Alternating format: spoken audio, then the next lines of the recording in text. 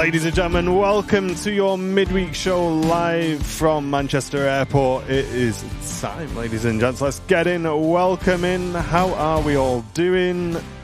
Hope you're all having a great week so far. Very, very warm welcome. And we've got a special guest with us today. It is the one and only Mr. Mark. How are you doing, Marky Hello. boy? Yeah, all right. It's good to see you all. Are you buzzing? Yeah, It's going to buzzing. be a good show. Going to be a good show. And upstairs, of course, we have Mr. Bram Bill. Hello. How are you doing? You all right? Not too bad. Buzzing, Morning. buzzing. Let's say hello to some people in the chat as well. Connor, Big Red, Jenny Elizabeth Edwards. I don't know why I read your full name out. Welcome, Jenny.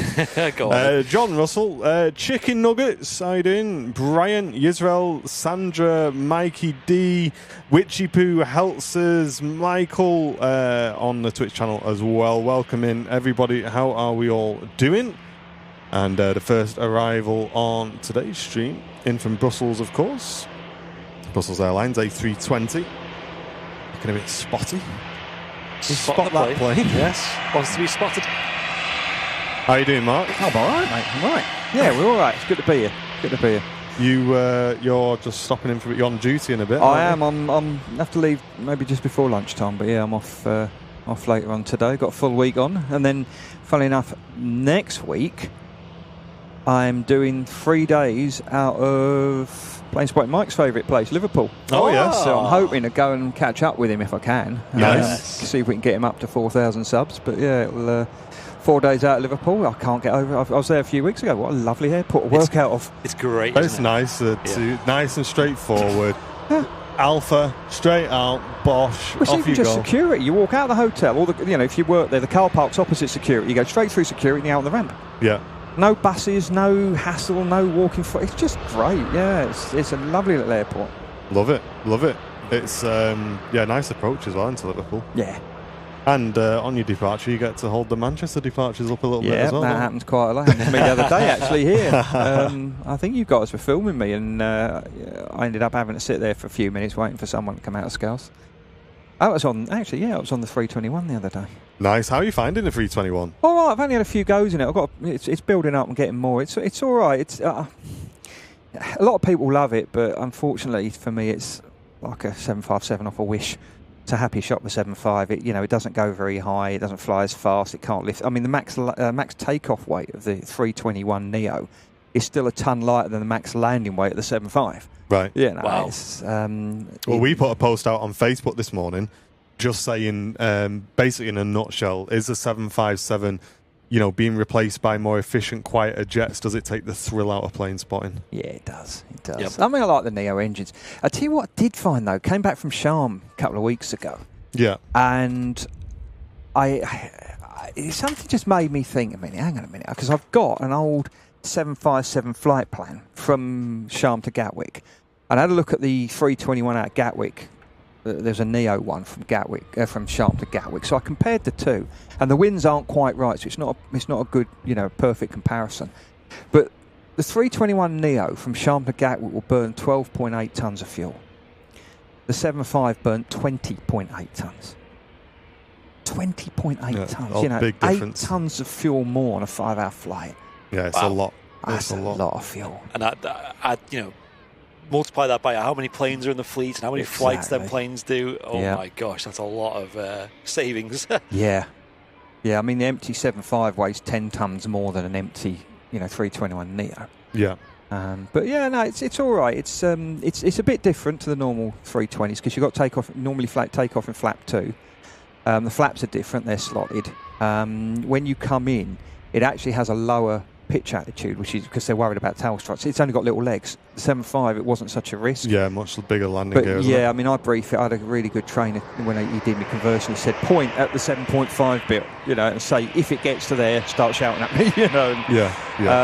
But yeah, it's all right. The flap speeds are higher, so that's good. I was going to say, so you're coming in at a faster speed to keep that nose lower. No, it's because it's the double-slotted flaps. The speeds are fairly similar, Oh, but the got it. actual flap limiting speeds are higher. So when you take off and you go, do these turns, you've got that speed limit that we did in the McDo video, putting the speed in around the corner.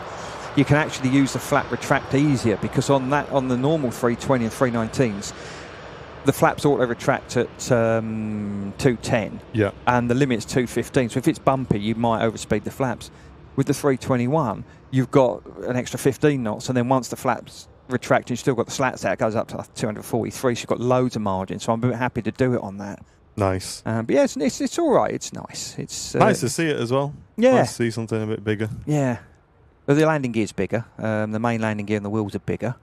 You've got more call bells because you've got an extra flight attendant station in the middle. It does wobble a little bit more in turbulence, which is odd. Does it? Yeah, it's weird. And you need to give it more of a pull on takeoff. As you're going down, you need to pull the stick back more. But then once it starts going, it goes up all right, yeah. Really interesting, isn't it, with the subtle differences between the variants. New AC units for the new Pier, saying ALATC going in. I tell you what, that's pretty big, that, isn't it? It is big. Think they'll put one of these in the tower? Yeah, well, get one of them in our office. That's what we need. I know. We've got an AC unit off Amazon. It's terrible, isn't it? Yeah, it's not the smallest thing in the world, but it's portable. Yeah. Quote unquote. It's portable, but it doesn't do much. I did chuckle at the fun you were having when we did that day of filming with it. That was hilarious, wasn't it? We were literally like, how much of the video can we film before we need to stop for a break and put the AC on? Yeah, it didn't work anyway. Hey, it's coming up this week as well, isn't it? Another 30-degree this week. Is it? Oh, yeah, it's going to be fun. Yeah. Wayrich, thank you very much for the Prime membership for 13 months. Good morning to you. Welcome in. Hope you're doing well, Rich. Thanks very much for your support. Laurie, returning for 46 months. Executive Club member as well. Saying Captain Mark makes an already great show even better. Happy midweek madness from Texas to the best plane spotting community in the world. There you go. From Laurie M, probably one of the best moderators in the world as well. There you go, Laurie. Thank you very much for your support. And Peter Carroll with a 37 months. Greetings from Melbourne. Thanks for another great live stream. Cheers, Peter. It's good to see you in the chat, mate. Hope you're doing well. And Smithy with the gifted membership as well. Thank you very much, Smithy. Don't forget, guys, there is no Friday show this week because Smithy is having a well-earned break. He's off to Turkey. Yep. So let's get some love in the chat for Matt. Hope you have a good break, mate. Yeah, I believe he's flying out tomorrow. So yeah, we have a great flight, great trip with the family, and use it to relax. You've earned it, you know. Yeah, go and have a good break, mate. Craig Hume, good morning, welcome in. Ollie, good morning. Dave, 53, welcome in. Nico AFR, good morning, welcome in. A show from Turkey. No, I think Heidi would break his legs if he turned up with a streaming show gear. From the swim-up bar at Turkey. Can you imagine? At the resort. I bet we don't get a postcard. Talking of Turkey, though, in from Istanbul. Pegasus, A321 Neo, we were just talking about this.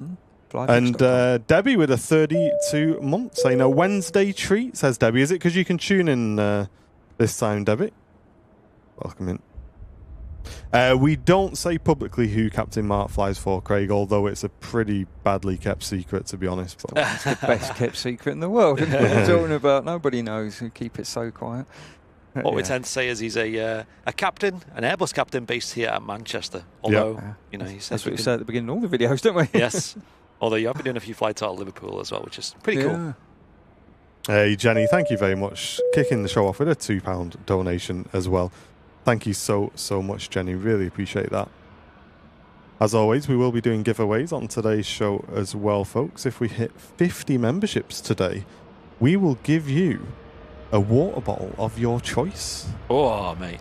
Brand new Airliners Live water bottles have launched, and 50% of the stock went in less than 24 hours.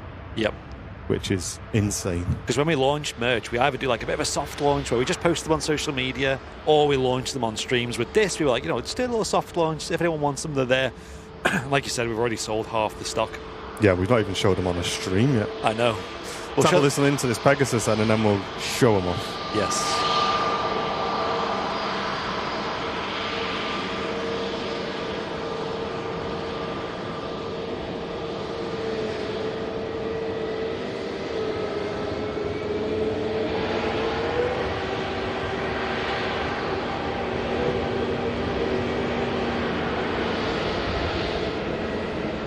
And some interesting stats Coming in from Mod Terry. Oh, yeah. Who says, since we started the giveaways on the stream in March 2024, we've given away 15 caps, 18 t-shirts, 6 hoodies, 2 mugs, and a Christmas jumper. Wow. That's crazy, isn't it? That's great. That's got to be hundreds of pounds worth of merch we've given away on the channel, which is absolutely awesome. Getting it in people's hands who deserve it as well. And Brian, with a very, very generous donation. Let's get some love in the chat for Brian, guys. Sending in a £10 donation, just a little to get you started for the show. Thank you very much, Brian, mate. Really, really appreciate that. That certainly does help the channel out a lot. Thank you, mate. Thank you. A little bit overdue, this Emirates Airbus A380 as well. I think this was due out at about 20 minutes ago. Jason saying he just bought the black one. Cheers, lads. Love the show. Well, there you go, Brownie. You're probably in the best light, mate. Yes, so this is the red stainless steel Airliners Live large water bottle. Now, we drink a lot of water here on the channel, of course, going into the summer as well. It's important to stay hydrated. We wanted to get a water bottle in. We do have the travel flasks. I've got one here as well, which were very popular as well. But as you can see, the difference in size is quite big. These are capacity of 1 litre. They're huge. Big. Yes, they're very big. And they're slim as well. So like on the way here this morning, I had it in the cup holder in my car. Fits perfectly. And as you can hear, they're stainless steel. The reason I went with stainless steel is, 1, it's going to be very rugged. It's going to last a long time. And 2, you can put cold and hot drinks in it too. It's actually got vacuum insulation to it too, so it'll keep cold drinks really cold, hot drinks really hot. Went with an Airliners Live red colour, of course, but we also did a black version as well. So there's very limited stock on these. We only ordered 100 of each. And as Martin said, they've already sold a lot already. So, and then the last thing that's really good about them is we've put them up probably a little bit too cheap, to be honest, in hindsight. For example, we went on Amazon trying to find the cheapest one, which is similar to this quality and size. It's about £16, and that was on like some lightning sale. These are just £12.99. So yes, get yours now. I'll be very shocked if we still have any of these left by next week, if I'm honest, just based off the reaction. Yeah, they're selling very fast. But we want to promote staying hydrated. We want people to get their hands on these, and they're really good products. We're really impressed. There you go. So yeah, get yours, airliners.live. They're all in the office now. They're taking up a lot of space, as you can imagine. But I'm sure that won't last very long. Yeah, a lot of people say, no, I would have paid more than that. But the thing is, chat, we always want to do the merch as cheap as we can.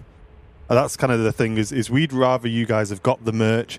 Obviously, don't get me wrong, we need to make a little bit of money on the merch because that supports the channel a lot, actually. For those curious, merchandise at the moment, I'd probably say for the last 6 months or so has been the second best earning sort of revenue stream for the channel. So you can imagine how much that supports our channel. It allows us to make investments into the channel and stuff like that. So merch is a really big part of what keeps me and Andy in a job, what keeps the channel progressing.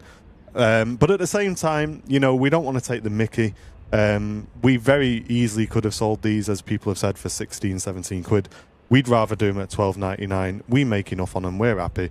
You guys get something really good. And yeah, there you go. Brand new. Like I say, 100 or more, I think, have already sold in 24 hours. So grab them. Grab them while they can.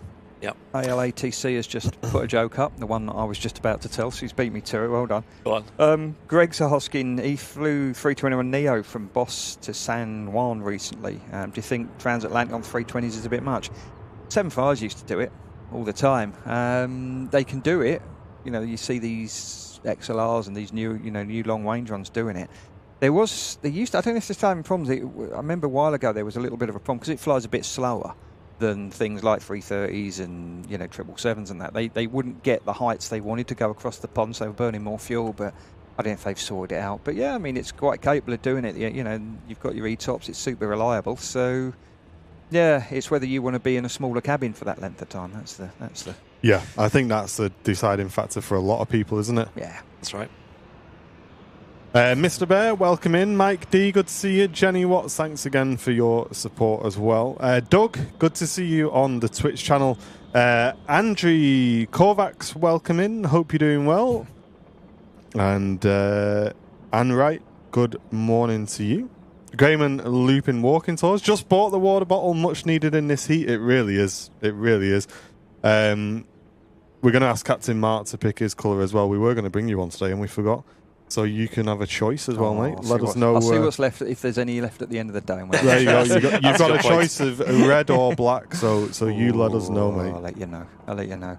I've just had a message. There's a top man by the name of Fraser who's watching today. His dad Roger's a big fan. Yeah. Him and his girlfriend, who I refer to as Stan, are watching, and they're big fans of the channel. I used to fly with him when he was a first officer, now he's a captain, and I'm sure he's a brilliant captain because I used to love flying with him. But yeah, hello Fraser, hello Roger, and hello welcome, Stan. Guys. Yeah. Welcome. He needs to, good lad. George Fitzgibbon, welcome to you. Hope you're doing well.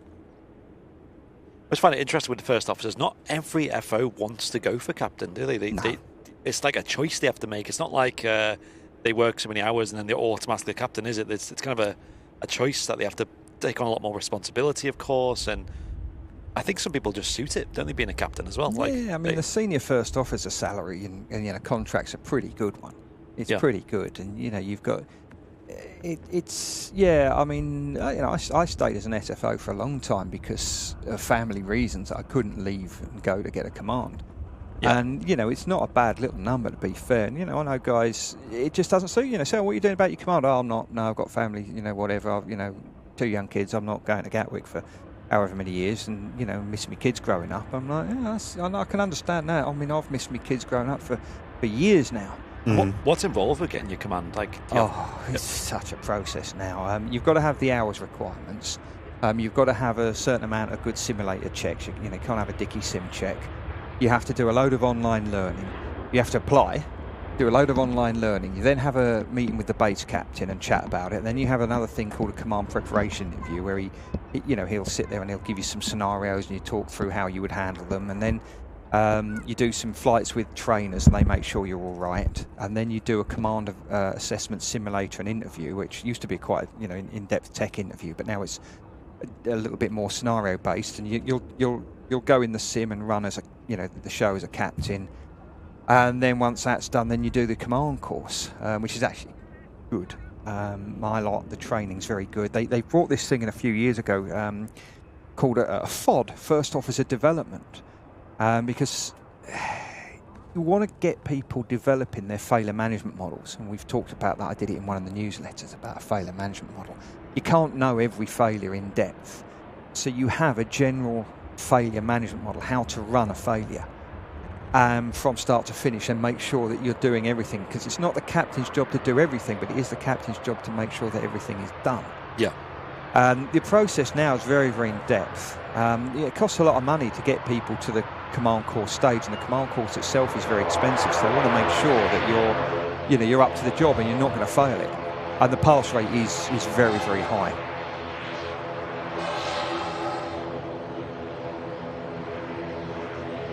Hey, Alison's just bought his and her flasks, one in each colour. Love that. Thank you very much.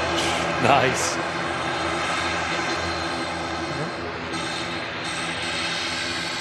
Someone has just put up, he's passed his PPL exams. Where's it? I've lost it now in the chat. Well done anyway. Good skills. Hey, nice one. Yeah, well done. Get used to that. 68% prefer the red to the black, so it's still quite close. Oh, wow.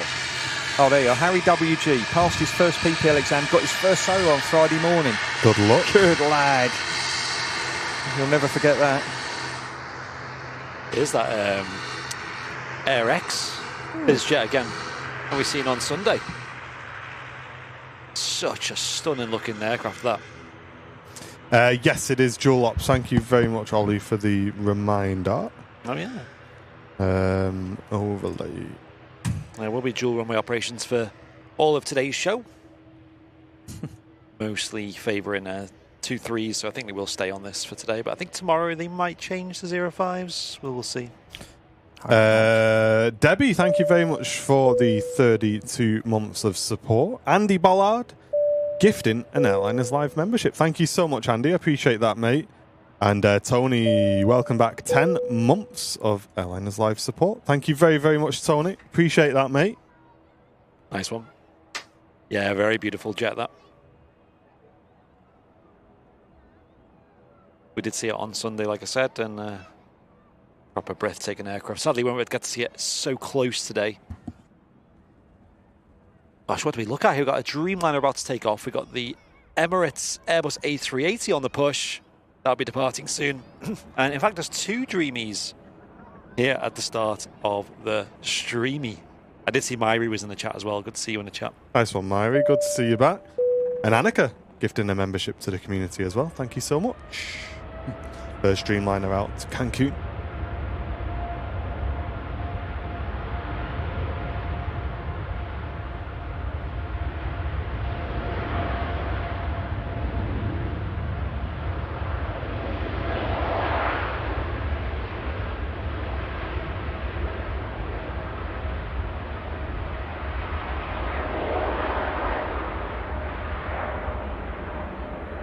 Witchy Poo is currently on their way to Scotland, listening through the stereo, and I'm watching. Love that. Thank you very much, guys. Great stuff. Should be a good listen along today. We got Captain Mark with us as well. Yeah. Marcel's saying if he wants to fly a return with me flying it, is it possible to pick that one out? Or is the risk of reschedule too high? Yeah. Last week, on my first day, my whole week changed 12 times in 17 hours. I don't get a roster, I get lies with numbers on it. That's crazy. That is insane. You just don't know what you're doing from day to day. It just changes, especially in the summer. Practically Geek, he's talking about, it's brilliant. Did you see that post he put up about how this channel is the second top aviation channels for views this year? Yes, I've seen that, yeah. Yeah, there's like, someone's got like a website going, hasn't they, that's like ranking them. Yeah. So good. I think insane. It considers everything, I think, so it looks at like live videos and also shorts as well. So I think when you combine all of them, we do have a lot, you know. What was it, 66 million views or something? Oh, I can't remember. Something insane. Yeah, the numbers of views are mind-boggling. Need to get on the Fear of Flying Part 3 and get a few more views on that one. Yeah, I know. The amount of work poor Andy's spent, editing all my swearing, all my mistakes out. The second TUI Dreamliner just rotating on the south side. And that's heading out to Paphos. AirX heading out to Faro behind the beautiful Legacy 600 jet that we saw on the Sunday show. And of course, the Emirates A380 has been pushed back, and that will begin its taxi very soon. But heading out in front of that to Tenerife, Jet 2 A321 Neo.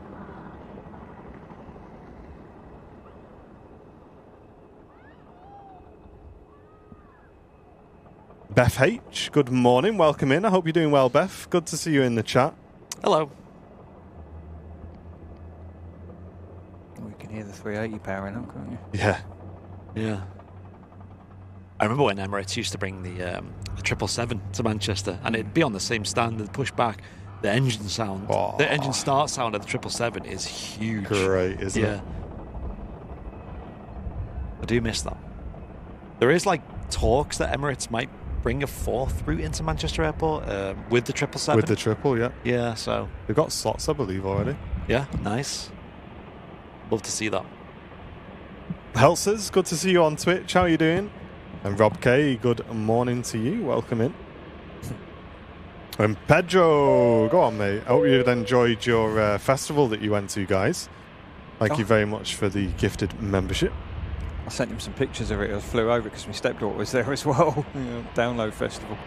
Oh, nice. Yeah. I've never been to a festival myself. All look a bit too big and just busy. Work to them. Yeah, work to them. That's enough for me. Yes, that's enough. Practically Geek saying bleep machine for Mark for the next purchase. Mate, they had one, but it burnt out. Smoke coming out of it.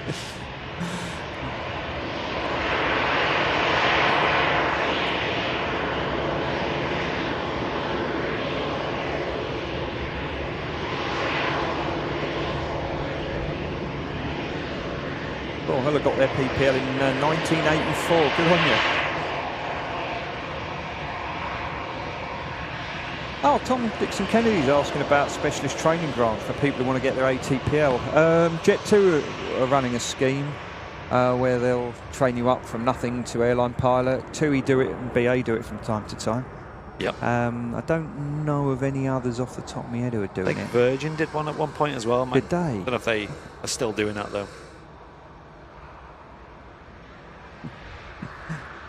Would be quite a magic way to get your license, wouldn't it? Well, there's one of the cabin crew I used to fly with, a lovely lad called Matt. He got on the first lot of the TUI scheme, and he, I think it was last week, passed his final line check. So he's now a 737 pilot for TUI. Yes. He's made it. And there's the second batch. There was another one of the cabin crew, a girl called Amy. She got on there as well.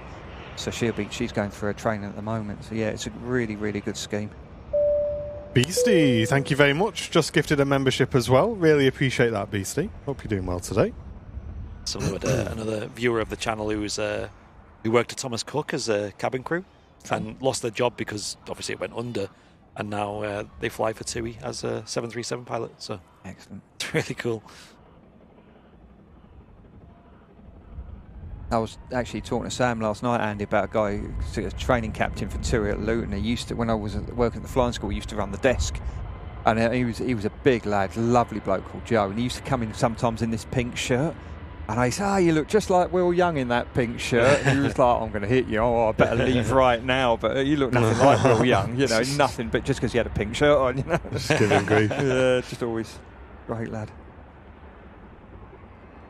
Airbus A321 Neo just taking off there on 23 left, and we got the Emirates Airbus A380 on the move as well. So we'll catch that in a moment. And them pilot cadet programs, though, they do not look easy to get on. No, Be prepared.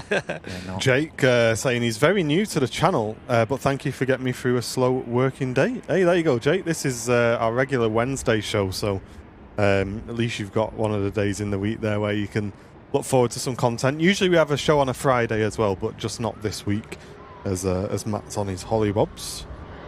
Something with 4 engines going over. Yeah, there is, isn't there? What's that? Let's have a quick look. I can see that. Let's see if I can catch it on stream. It's a Lufthansa 380 going from Washington to Munich.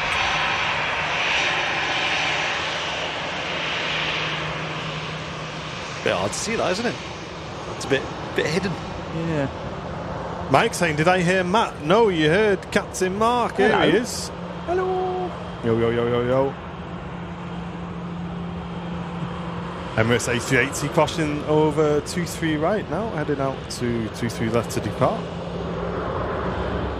Yeah, Tom, I've just seen some of the tests you have to do for them pilot cadet, applications, and man, Mate, they're wonky. Some of them. it's like lots of general problem solving, not specific to aviation, but just general, like almost like an IQ test, and yeah, they are quite tricky. But I suppose they've got to have the best of the best if they're, paying out of pocket for this. For this. Yeah, you wouldn't want people failing, would you? Not that sort of bunts.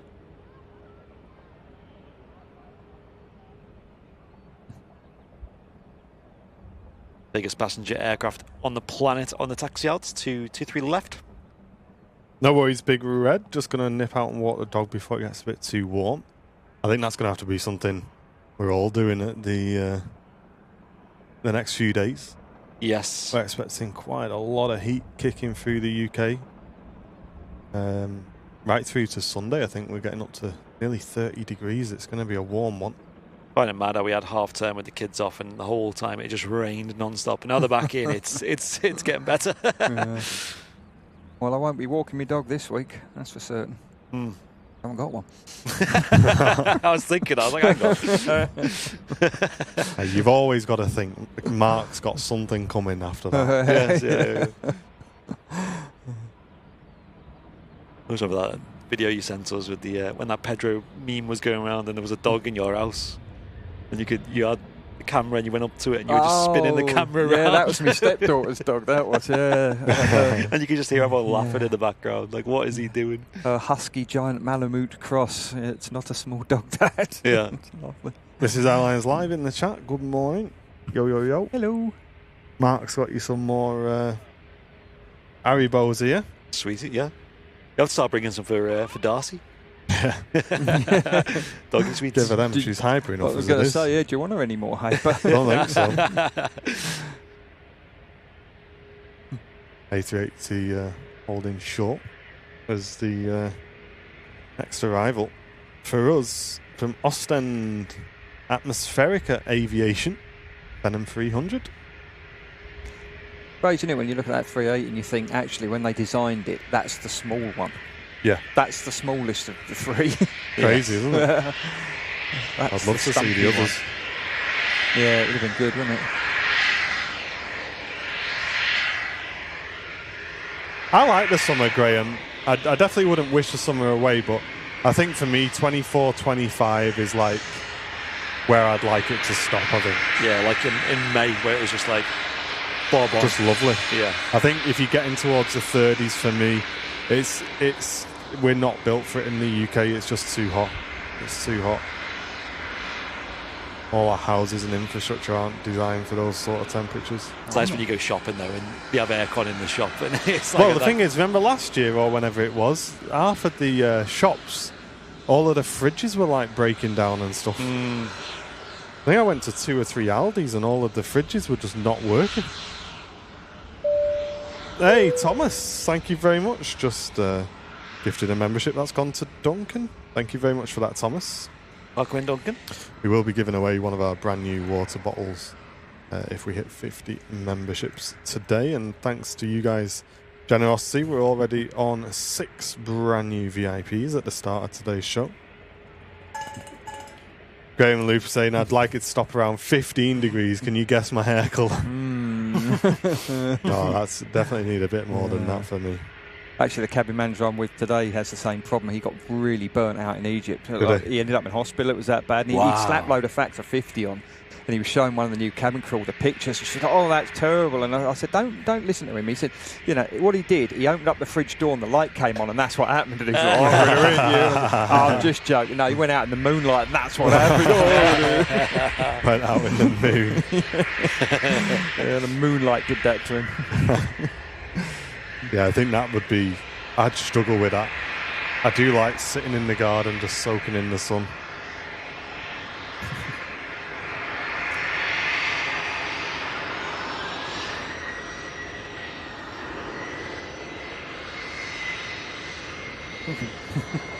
Pedro's living dangerously, isn't he? I know, I'm not brave enough to read that out, Pedro, I'll be honest.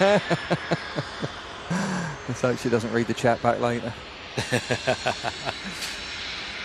Duncan saying it's hot here in France, 37 degrees now for the next few weeks, going up to 40. Wow. Yeah, my mum's in Rhodes at the minute and it's very, very similar, 37, 38. That's a bit George Michael, that, isn't it? Yeah, a bit hot. I think going to hot like countries like that in the middle of summer is a risk. Matt's going to enjoy himself, I'm Mate, sure. going to Turkey at this time of the year. I know, mate. Come out like a roast turkey, never mind. Yeah. You're asking for it. I'm going to Turkey for the next 2 tomorrow and the next day, so I'm going to race the boy down and see if I can get there before him. Nice. Mate, go meet him overnight, you know what I mean? Just have a few berries. Unfortunately, I've got to come straight back. Oh, you fly back. Yeah. Sorry, I'm driving, so I can't. Sorry, one for the road? Maybe not. Lufthansa just arrived in from Frankfurt. Interesting to see the Emirates hasn't lined up at Tango today. Let's took the next intersection down. Not sure why they do that, really. I don't use Tango a lot for some reason. I don't know why. I did overhear one of the other captains saying isn't Tango meant to be the default or the standard? Something like that. I don't know. I mean, even if, I've turned up before. Sometimes you'll get it. Sometimes you'll turn up there and there'll be no one around and they'll just, he's on the move now. I mean, it's easier to go down Tango. Yeah. It's, normally when you cross, it's straight there. But, it's straight on. I don't know whether they've got a limit. I don't know whether there's payment restriction or something. I don't know. But, I've ended up, no one around for miles. We're ready to go and off you go. Victor Alpha, Vicky B or wherever. Vicky B. There you go. Oh, we've got a Turkish bio sticker there on the side as well. Have a quick grab of that while it's in the sun. There you go, chat. You've seen this one before. That's kind of interesting. We'll soon be able to tell who's seen this before. Yeah. Biofuel. There you go. Interestingly, not on one of the Neos, though. You think that'd be for a Neo, that kind of livery?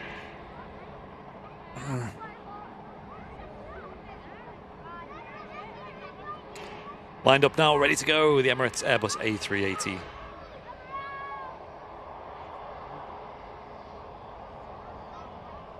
And Liam Fletcher, thank you very much. Yeah. Just gifted a membership. Appreciate that. It's gone to Mav UK. Cheers, Liam. Good lad, Liam. He's put in for that Jet 2 scheme. Hope he gets it. Yeah, good luck. He's a good lad, Liam. Always comes to see us at the TAS fair. Always has a natter. Yeah. He's a great lad. Yeah, the green and red does work really well, doesn't it, on that Turkish? Quite like it.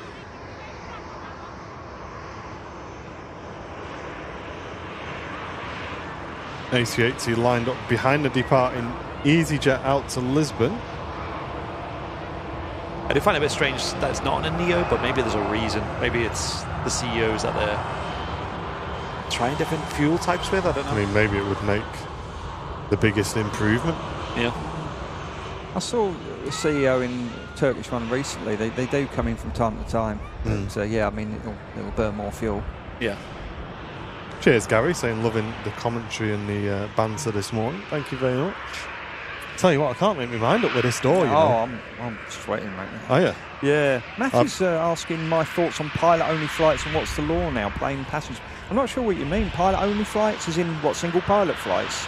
I know, you know, there's all this stuff in the press about airlines. Oh, yeah, we're going to go down the single-pilot route. I can't see it happening. I can't see I'm it very surprised. Yeah. I'm fixing something that's not broke. 380's on its way.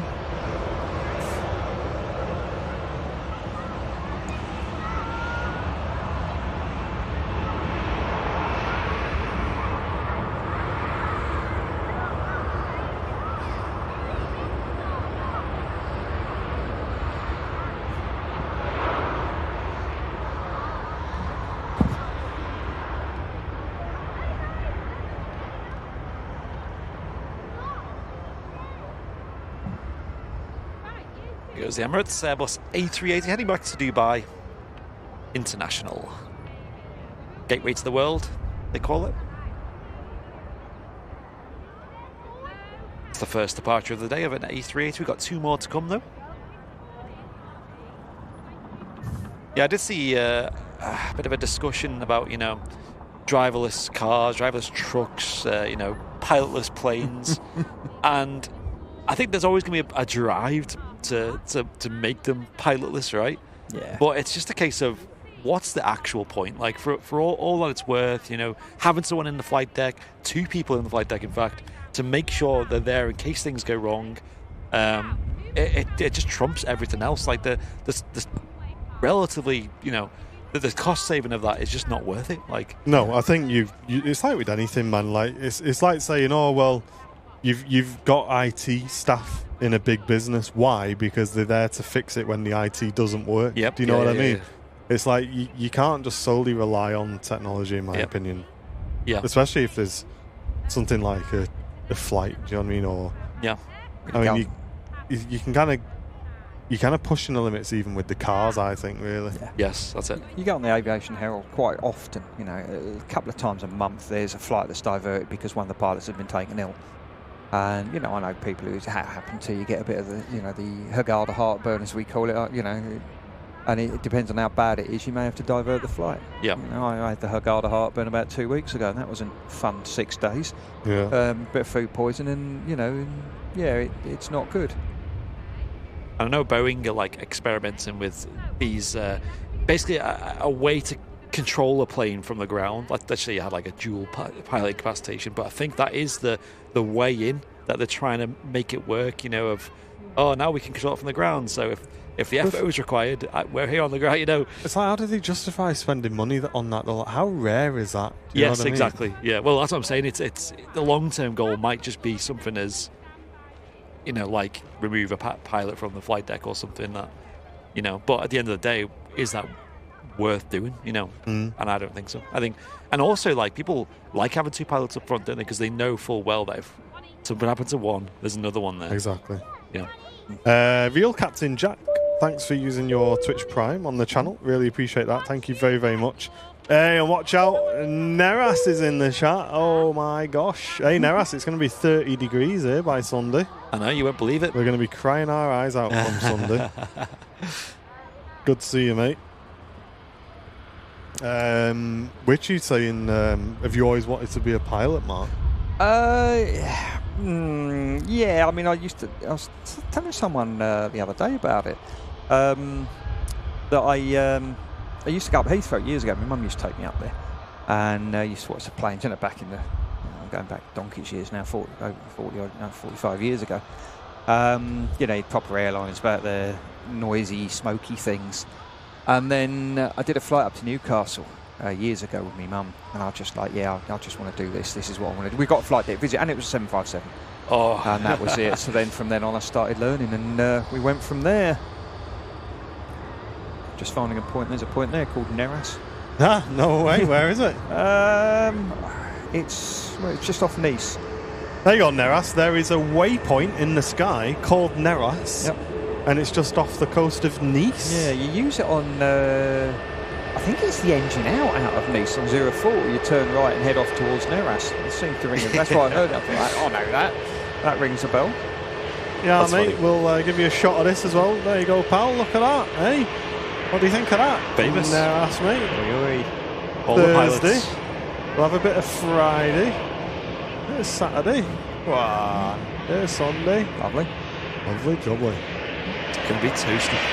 Well, Paula's in the chat. She's on the train. Should be on a plane coming up here and go and watch the planes. Hey, Paula, good to see you. How you Awesome. doing? Cheers again, Real Captain Jack. Thank you very much. Oh, flash of the lights there from the crew on the EasyJet. You know you're here. There you go.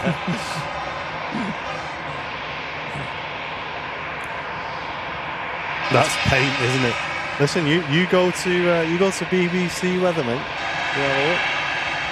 The oh so reliable source. Yeah. Because it's never wrong. No. But it can snow at Manchester Airport Yes. when it says it's going to be 30 degrees, so just bear that in mind. EasyJet just vacated in from Paris. Taking its time, the Ryanair from Cork just going to take the next exit point. Very busy at Manchester today. We have found that Wednesdays are pretty busy these days. It'll rain now. It probably will. It probably will, mate. Yeah. I will keep you up to date.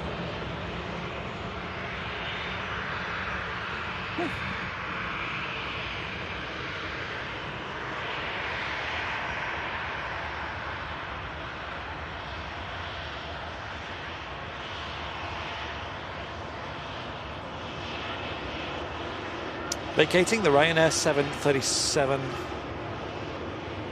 with the classic CFM engines there. Retrofitted scimitar winglets as well. I know these are coming very, very common, aren't they, in Ryanair?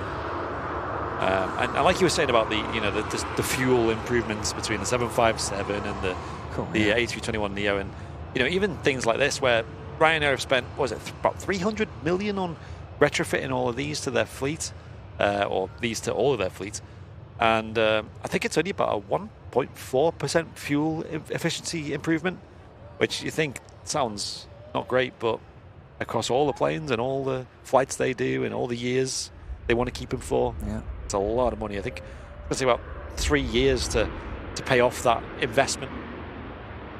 Yeah, it was a 550 aircraft. I mean, they've got 150 Neo Maxes now. So yeah.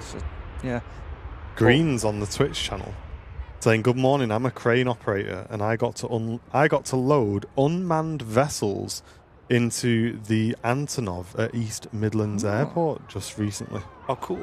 That's crazy, isn't it? They're going to say you were operating a crane over there then. yeah, I wish it were. Lee's asking, where's my favourite destination? I like Newcastle because it's home. I like Manchester because it's home when I'm here. Love Belfast. Belfast and back, it's a nice little day. Amsterdam's good. I'm going there today. Far prefer it to Paris. It's so much more straightforward. Paris approaches are so long. Oh, it's a nightmare. And, there's multiple frequency changes on the ground, and it's just a pain in the backside. Andy Ballard's asking, could you swap seats with the first officer of flight? No, we can't, because we're not. The first officers aren't trained to fly from the left-hand seat, and you have to have training as a captain to fly from the right-hand seat. Training captains can do it. Okay. But yeah, no, we wouldn't. You have your designated seat, and that's what you stick to. Can you fly Corfu? Is that one that you do? I do. Yeah, I do Corfu. That's pretty spectacular, I think. Yeah. I was telling someone the other day, the last time I did the circle to land, because we did it in the sim on the flight complex approaches. Me and Fezza did it in the sim for one of the videos that on the channel, and I showed them how to do a circle to land, and it was into Corfu. But we gave it, nice weather so you could see what we were doing. The last time I actually did it for real, there were thunderstorms everywhere. The cloud base was right on limits. It was just horrible. Wind was blowing in 30 knots. It was just rotten. Helsers, thank you very much. Tier 1 on the Twitch channel for 4 months in a row. Appreciate that. We've got something called the Treasure Train going on Twitch. I've got no idea what that is, I'll be honest. But Treasure Train. Hopefully we find some. That sounds nice. The Magic plane's just lined up on the runway. I'm off to County Donegal in a fortnight to do 6 days shark fishing, says Brian. Hope the weather gets settled. Yeah, that Neras. Brian's going fishing for sharks, mate. That's it.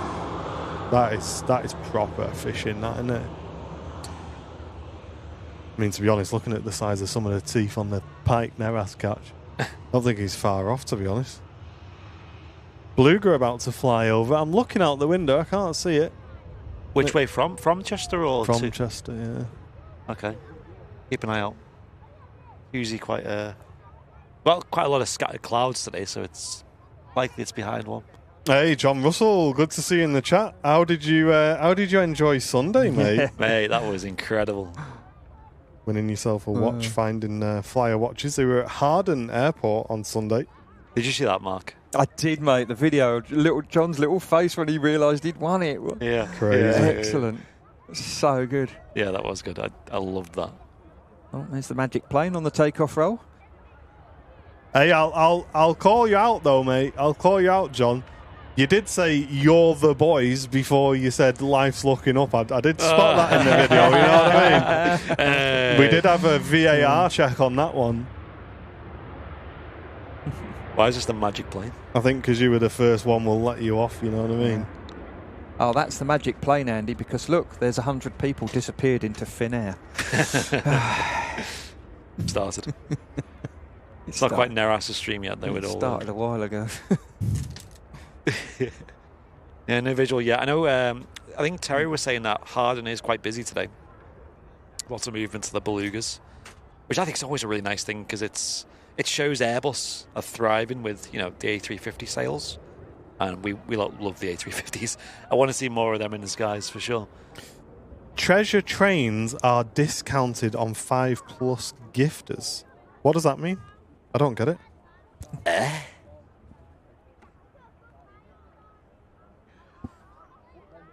Yeah, I can't see out. Sil's asking if I can get myself on the Kefalonia flight on the 16th of September. I could do, but they'd probably change it before I got on there. You have like a system where you can request to change, or yeah, we've got a captains and a first officers swap group on WhatsApp, and the rosters came out yesterday, and yeah, it was suddenly alive because you bid for what you want, lates, earlies, night stops, whatever, and for some reason it doesn't seem to work very well. I bid for only lates, and every month for the last 6 months I've had earlies on it. And that's crazy, isn't it? No, it's crackers. I mean, I was. Your good lady Andy will tell you last night that when my roster came out, I wasn't very happy. Yeah, I wasn't very happy. Yeah, she did tell me actually. Yeah, there was a bit of old English coming out. It's lucky we didn't have the bleep button because it would have caught fire. But yeah, there you go. I found it hilarious when you were the pilot for my mum's flight. Completely coincidence. Yeah. Like just heading down to the Canary Islands, and literally, I think Matt was live. I was giving her a lift to the airport. And everyone in the chat were like, Mark's flying to, I think it was Tenerife or something, at that one or something. And I was like, hang on, my mum's flying. What are the odds? And I was like, Sam, quick, call her, but like make it dead inconspicuous, I remember all these messages coming through. Oh, can you, yeah, working all right. Yeah, that made their life. I mean, her boyfriend is like quite the nervous flyer as well. So just like being able to talk to the pilots and stuff made his life a lot easier. Yeah, we had a nervous flyer on the other day, bless her, she was in tears, and I just, showed her Fear of Flying videos. So look, there's 3 of them. If you've got time, sit there and watch them. Give them a tour of the flight deck, and she seemed quite happy afterwards. But yeah, it's, I mean, that, you know, I was talking to some blokes from a well-known internet site yesterday, and they were asking about it. I said, look, you know, we just want to stop people being scared of flying. We just want people to fly and, you know, go and live their best lives, go on holiday and not be scared of it. Most, as we said in the last video, didn't we? You know, it's like I think it's a 1 in 120 million chance of having a problem on an aircraft where, you know, the chances of dying on a car crash is 1 in 93. Crazy, isn't it? And the most dangerous part of your day is driving to that airport, without a doubt. That's it. Yeah, they had a great time on that flight. They loved it. Yeah, it was good to see him. And what was funny was there was a picture of him in the captain's seat, and on his lap was a little bag of Haribos. I was like, I know what's happening. I know who's flying you there. The Haribo captain is... I'm surprised you're not sponsored by him yet. Mate, honestly, I've paid their mortgage over the last few years. Scandinavian heading out to Stockholm. We got a couple of nice departures as well. Gulf Air out to Bahrain, and the Junyao was pushed back for Shanghai as well, so that's going to be another nice aircraft to catch. And we also have Shuttle 3 Romeo, which is an A321 Neo today, my favourite aircraft on the shuttle routes. Awesome. We'll be seeing that heading out very, very shortly. Richard Taylor, good morning. If you are new to the channel, guys, get a message in the chat. We'd love to welcome you in. Mav saying thanks to whoever gifted him a sub as well. Love that. Yeah, we do have the Beluga going to go over shortly, so we'll keep an eye out. But it's sort of in the direction of, you know, the start of 2-3s, and there's a big clump of clouds there, so I can't see it at the moment. But it'll fly sort of over the tower, I imagine, on its way into Harden in about 2 or 3 minutes' time.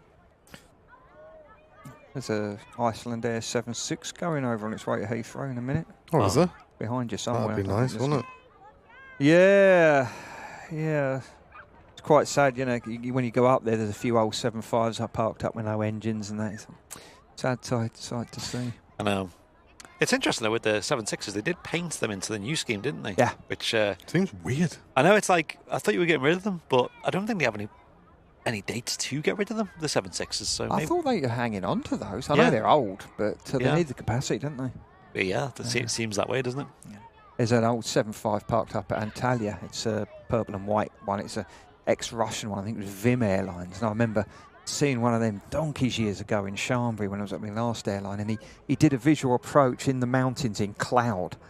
And I shouted at the captain, I said, come and have a look at this, we're going to hear a bang in a minute. And you could see it in and out of the cloud, holes in the cloud, this purple and white plane, you know, doing a supposedly visual procedure next to a mountain in cloud, just like, oh my God. What on earth were you thinking? They're wild, them aren't they? It's crackers. Beluga's over your house in Huddersfield, says Jason. Okay, yeah, that kind of gives us a rough idea then. Sweet.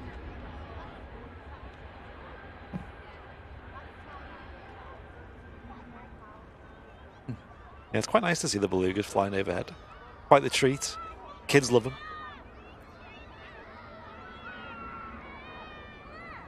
I don't think they're doing the Airbus factory tours anymore, though, at Broughton. No. They used to. I think it was like a before the pandemic type deal, and then it stopped, and I don't think they ever restarted them. I'd love to do that. Yeah. I did look into it when the wife and kids were down once, but you couldn't make it work. Yeah. It's quite a good documentary online. I think it was like Carol Vorderman, I think, because she's got a PPL. I think she flew in and then did a documentary where she went in. Really, really cool stuff. Like, it's so high tech, all that. So you fly sometimes with a lad who used to work for Airbus, designed part of the wings and the fuel system of the 350. He's a very, very, very interesting lad. He's got a few stories to tell as well. He said Airbus is a really good company to work for. Him and his wife both worked for Airbus, and they said it was a really, really good company to work for, which is good. Yeah, it's good to hear. You want to hear. It's rare these days, isn't it, when you hear someone say that? Yeah. I've heard similar with Jet2 as well, where people are saying that Jet2 is a good company. Yeah, I mean, I know quite a few people there, and they... There's a school trip near us, so you're not imagining things, mate. You can hear kids on the stream. Yeah. We're at like a public viewing area, and they have like school trips down here and everything like that. It's really cool. Or get a job at Liverpool Airport like Flemo and never have to work, apparently. Just spend all your life flying to different countries. He must make full use of his holidays, I think, to the max. I did ask Flemo the other day, how do you get so many days off? Yeah. He must be at a really good place there. He's doing something right, isn't he? Bless him. Yes. Well, fair play to him, you know what I mean? Travelling around, seeing loads of things, doing lots of stuff. Yeah. That's great. Talking to Max's, Pedro's saying there's my favourite aircraft heading out. I thought that was Pedro's favourite aircraft, the old 73 Max. He seems to keep sending me pictures and videos of it, him and Amy, every time they're here. KTD, good to see you in the chat. Hope you're doing well. Hello. Thank you very much for getting involved. Can't see that beluga. I think it has just like evaded us visually. Yeah, I'm looking for it as well. No, it's over Bolton, so it's behind us. Yeah, I'm looking towards the Jet 2 hangar over there. I'm thinking slightly left, but I think it's just in them clouds over there now, sadly. That's annoying. Yeah, no visual. Definitely evaded us. Katie, good to see you in the chat. How are you doing? Ilya, great to see you as well. Good morning. Thank you for all the orders of the bottles as well. Like I said, folks, for those who might have missed it, today we're showing off the brand new, they just landed the other day, Airliners Live, stainless steel water bottles. They're great for keeping hot drinks hot and cold drinks cold. I've got water in mine. They're huge. They're 1 litre capacity. And they're a really good price, only £12.99. On the likes of Amazon and stuff, these will go for usually about 20 quid. I did find one for £16. That was on like a lightning sale. But as you can hear, they are stainless steel and they are really good quality. So get yours. There's only 100 of each colour. There's red and there's black. And they've been very popular. A lot more popular than we expected, to be honest. We probably would have got more if we knew. Sam, thank you very much for the £2 donation, saying funds for your deadline. Sorry, it's not much. Thank you very much, Samantha. We will put that towards it. Appreciate that. Thank you. Thank you very much. I'll tell you what, I bet that beluga is an absolute horrible aircraft to fly in a strong crosswind. Yeah. I'm sure the first time Matt Smith went down to Harden, it was quite a blustery day. Yeah. And he caught the beluga doing a go-around twice. Yeah. That's crazy. Did you see Beluga's Did you see Harden today? Mate, it's like loads of movements. If you're at Harden today, it's really busy. Not a long runway either, is it? It's not, no. It looks really small, and you know, if it looks small, it probably is. It doesn't have a pop-up straw, Janet. No, we went for the twist cap instead. We just thought it'd be easier to clean and wouldn't leak. Last a bit longer. A bit longer as well. Yeah, them straws always end up getting a bit gnarly over time. Holly, thank you very much. Just gifted a membership to Connor Stenson. Thank you very, very much. Cheers, Holly. Tell you what, these are good bottles. Like, I can feel the bottle itself's feeling warm because it is quite warm today, the sun beating down. But you take a swig and you're like, oh, it's nice and cold. I'm well impressed.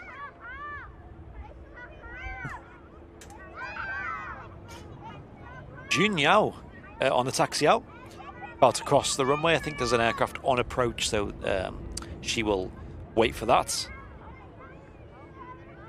I believe that's the Chinese peony livery, which is, I think that's the most common special livery they have in their fleet.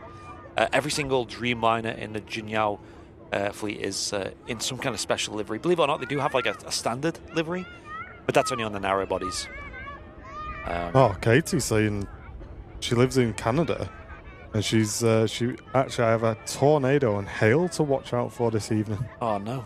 Yikes! Stay safe, of course.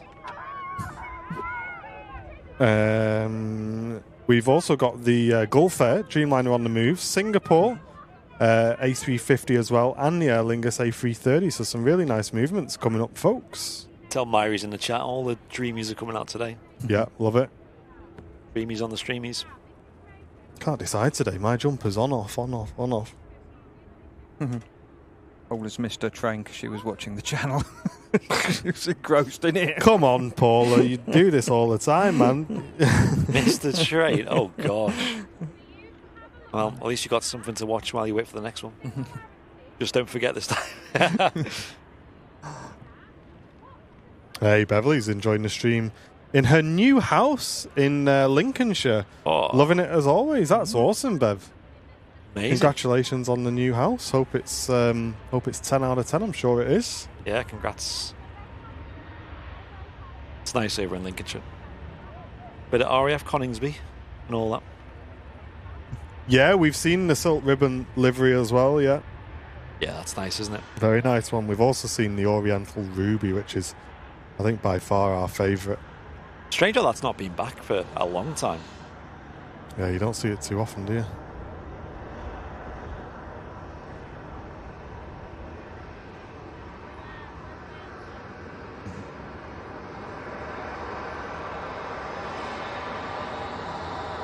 Off goes the British Airways shuttle service heading down to London Heathrow Airport.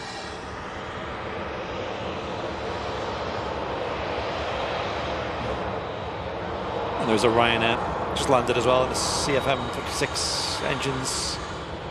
Ryanair 737 NG.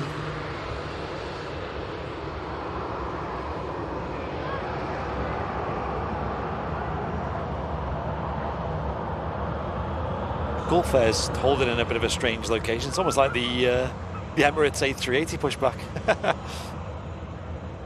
Just says F Air. F Air.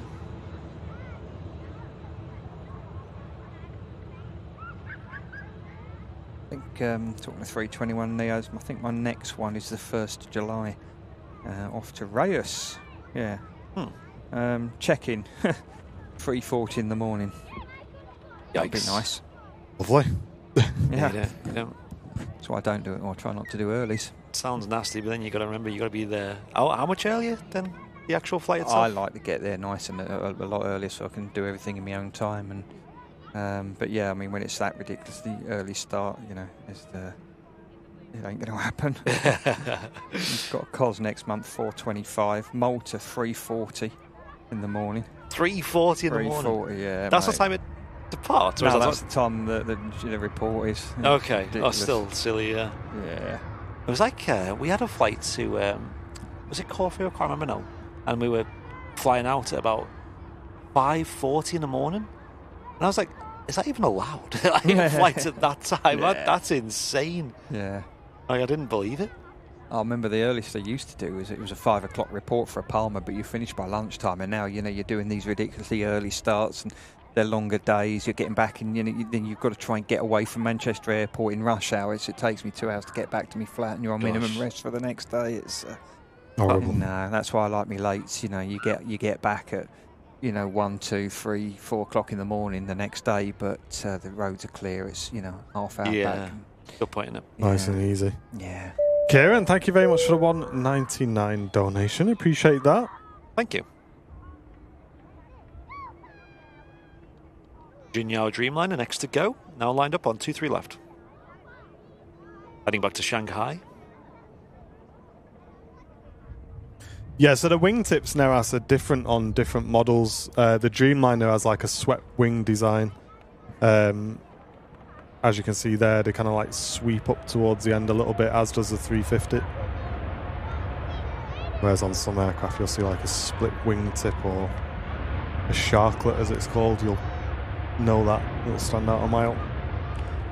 On the 777-300, they did that, started doing that raped wingtip, and then they put it on the 767-400. But I remember years ago, I had a friend who used to run a big posh model shop in the Sheraton Hotel at Heathrow. I used to go up and see him and have lunch with him from time to time. But he had a couple of test pilots in there, and they were saying about when you put winglets on, it stops the flow, the high flow from below the wing up to the low pressure on top, because you get these vortices. You see the twirls coming off the flaps and that on a moist day. But when you put the actual winglet and turn it up, you get other issues. You get these eddies coming in and things. And I think now, if you look at the sharklets on the 320s, they're sort of more blended and they're more curved. And, the engineers will spend millions of pounds of dollars, whatever, and hours in wind tunnels working on different wing designs and different wing tips to try and reduce the problem. And it's mainly for fuel efficiency, isn't it? Yeah, is the main reason for them. You get drag coming off the wings. The old Airbus is like that one over there. It's got the wingtip fence. And you want to try and cut down the drag as much. And, the more drag you've got, the more fuel it's going to burn to overcome it.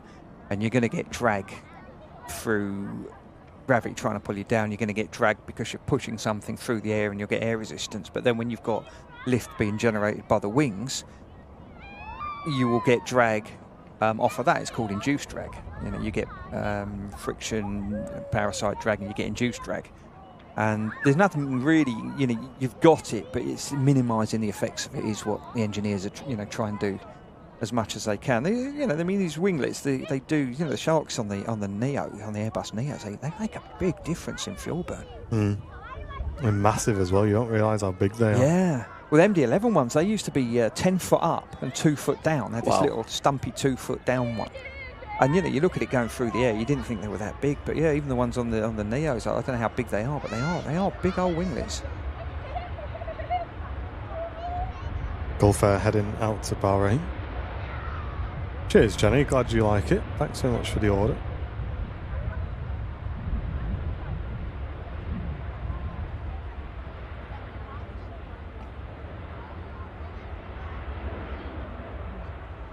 I was chatting to a mate of mine who used to fly the 78 for Norwegian, and we were chatting about the gear retraction on it.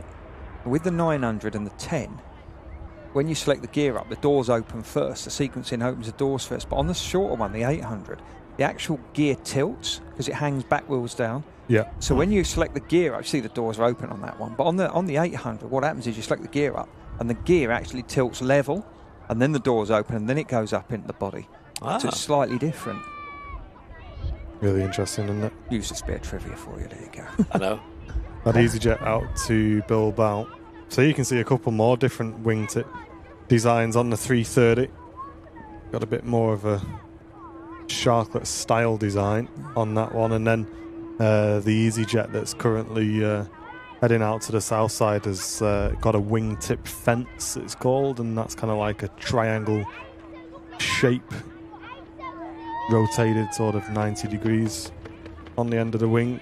It's interesting how there's no single shape that's, you know, all planes have, isn't it? It's all different based on the shape of the size of the wing. Well, a lot of them are going for that swept rate design now, aren't they? I wonder if they've kind of all tapped into that. You got it on the 330 Neo. Yep. Obviously, the 350's done it. The Dreamliner's kind of got it going. Yeah, it's blended. You know, you can use carbons to get. I mean, you look at that 331 and that fence that you look, you know, you're zooming in on the 320 there. They're quite sharp. They're quite abrupt designs. Whereas if you look at like the curving swept up one on the 350 or the, you know, even quite a small one on the 330 Neo, they're all sort of blended and they're much smoother, less, you know, there's less drag there. It's a nice smoother, cleaner way of doing it. You'll be able to see on this Singapore 350 how smooth it is. You haven't got like sharp angles and sharp edges. It's, you know, it's got nice curves on it, and it's, you know, even at the top, it's all curved over. And it's just the way the technology moves. That's crazy, isn't it? Such a pretty wingtip, that though. Visually, it looks so nice, and functionally, it's great. It's clever, isn't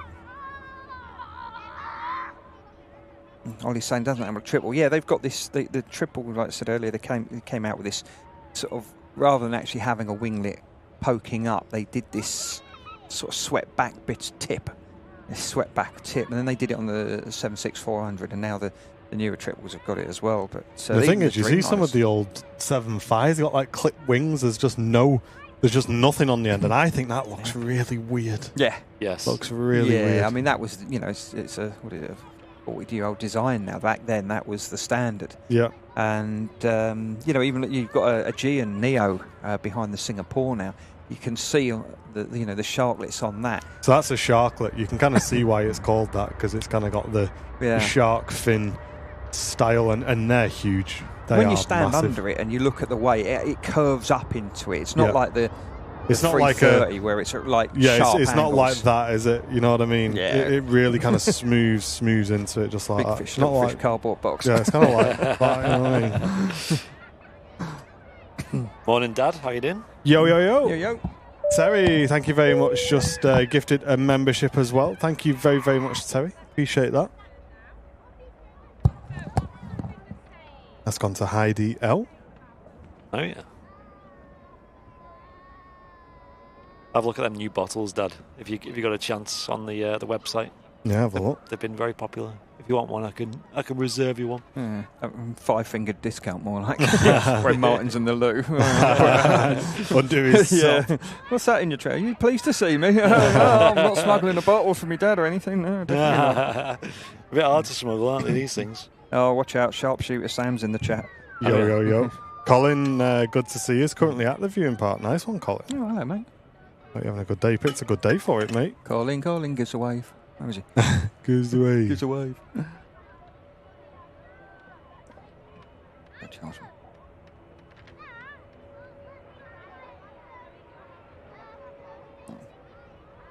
Aegean lining up out to Athens. EasyJet holding for Bilbao. And the Singapore A350 behind. You may see the Beluga behind us. I'm still looking. There's another one heading out from Chester now. Okay. Gabby. When they're going out, it's usually a bit easy to see them. Crane's got another thing on. Anyone in the chat know what this one is this time? They're moving things around over on the new... It's a big heavy thing. Big heavy... What even is that? Looks like a submarine, that. Oh, now, it's Donna's birthday. Donna's a big follower of Airliners Live, and she's a good friend of mine and Plane Spotting Mike. Funny enough, Mike's just messaged me, so happy birthday, Donna. Happy birthday, Donna. I'm not sure what that is. Anyone in the chat now? It's like some kind of module going in somewhere over on the...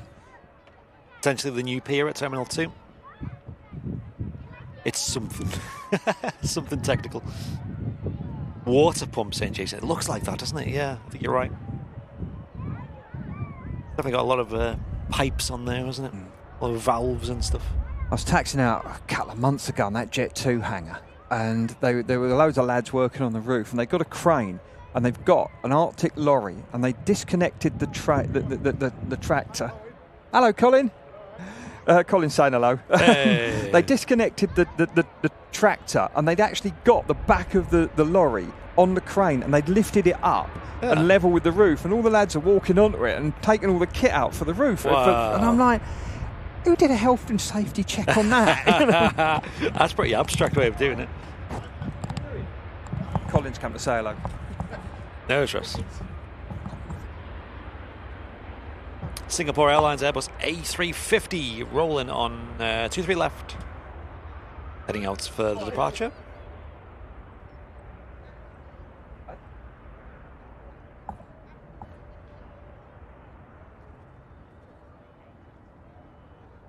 Heading back to Singapore, we just have one service to and from Singapore at Manchester these days. You used to have a route that continued on to Houston Intercontinental. That's gone now. F in the chat.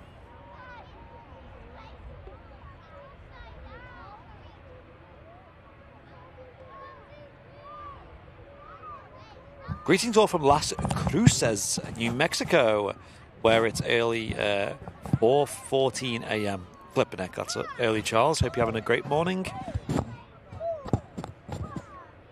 I've just had a chat with Colin. Nice. He's here with the kids. Mr. Colin. Yeah, I said, they enjoying it? He said, yeah, I think so. I said, well, it's better than being at school, isn't it? Doing schoolwork. I know, yes, very, very true. It's a lovely place to bring the kids here. It is, isn't it? When we were on half term, there was one day, it was a Friday, Matt was streaming, I came down to help him set up, and I brought Dakota, and we ended up just like staying here for hours, you know, just exploring. She's used to this place, she's here all the time, but it's still fun. We end up, I've not really been there, but you know, in the reception there, you got the little like screening room where you can watch the TV there. We ended up just sat in there for a while and going on a play area then and going to a cafe. Such a vibe.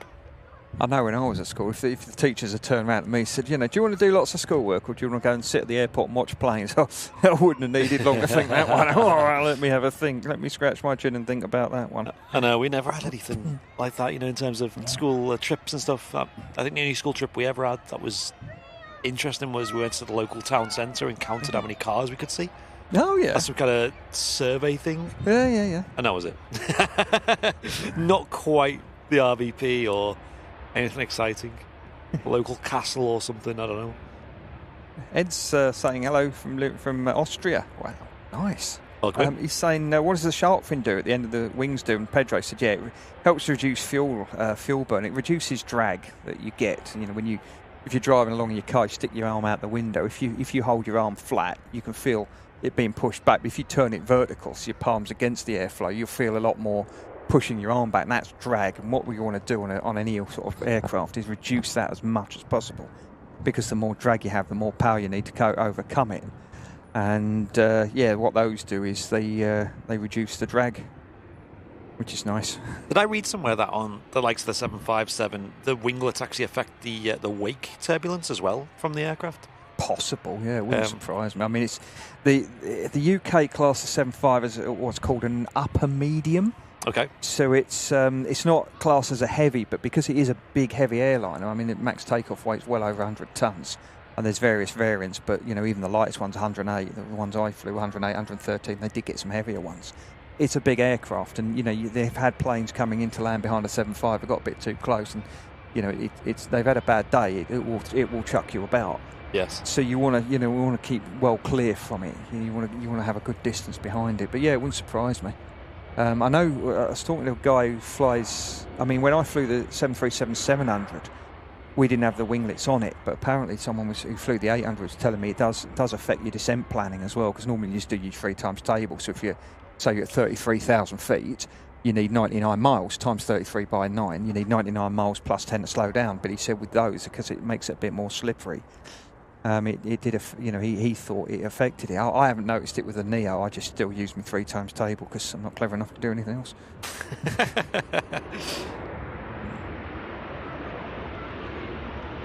Have you ever flown in any airspaces where they use, is it meters, is it? Yes, yeah. Yeah. Yeah, we used to on the 75 because we used to go to Kazakhstan. We used to have to fly past Chernobyl and fly past Moscow. It was a long old way. But yeah, they all use, meters over. I flight level 10,100 meters. And yeah.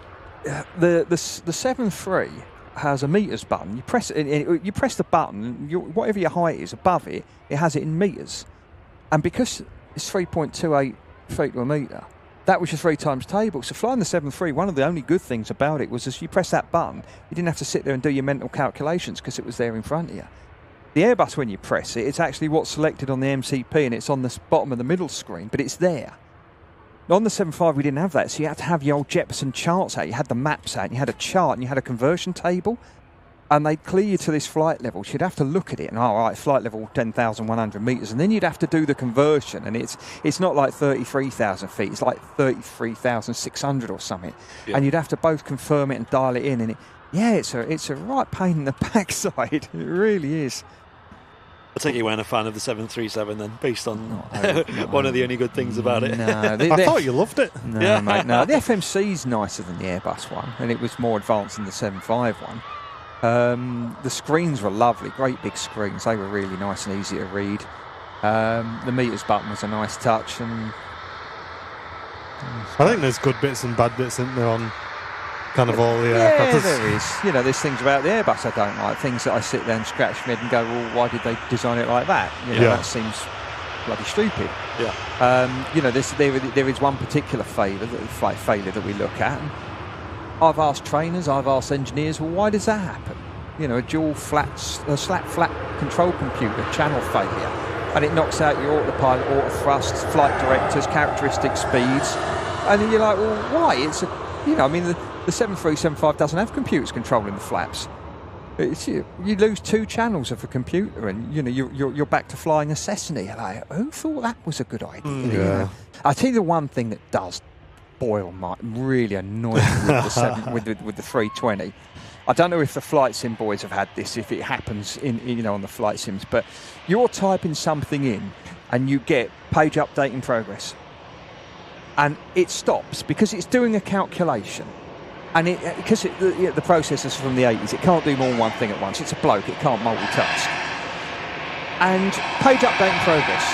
And you can't do anything until it's done its calculations. And you can sit there and press that button, page update in progress. I say I want to put a speed in, or a height, or even a waypoint. Page update in progress. Page update in progress. Even in the secondary, when I'm setting it all up for my diversions and VOR approaches. I've never ever seen that. Right, it happens a lot on the real aircraft. and page update in progress. Right, and then eventually it'll slowly work it all out, and then it'll let you do what it wants. Now the Boeing doesn't do that, and I say this to the first officer on the Boeing. It's doing a calculation. You type something in, it goes, oh, he wants to put a bit of information in. It's quite important that he obviously wants to do it, so I'll let him do it. Whereas the Airbus, being French, goes, no, you stupid pro pilot, you will wait for me. And it drives me up the wall.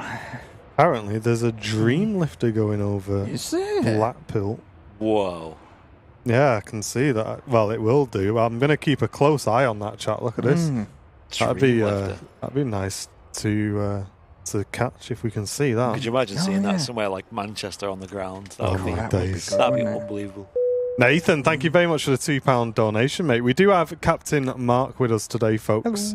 So if you do have any sort of aircraft-specific sort of flying questions you'd like to ask, get them in. I think you need to leave in about half an hour, don't you? So you want to get your questions in quick, guys, if you've got some. Drop them in. Mark is a Airbus captain based here at Manchester.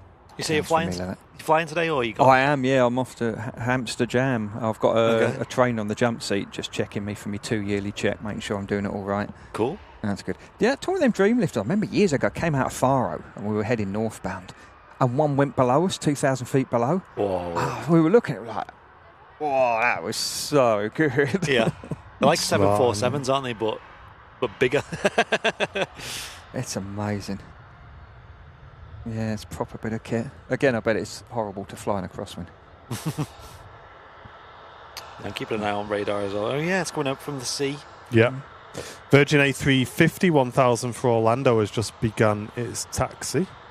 Yes, that'll be heading down Echo towards us very soon. I wonder if that's on the old system, I wonder. I'm curious.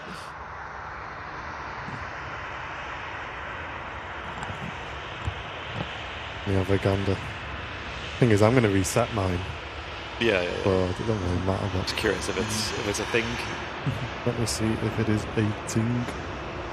EasyJet A320 finally making a move. There seems to be a little bit of a delay on the departures today. Like we said earlier, sometimes that could be down to Liverpool Airport, just local traffic in general. And I kind of just hold the planes a little bit before taking off. Jason, thank you very much. Just gifted a membership to the community as well. Thank you very much, Jason. Thanks, Jason. Appreciate that.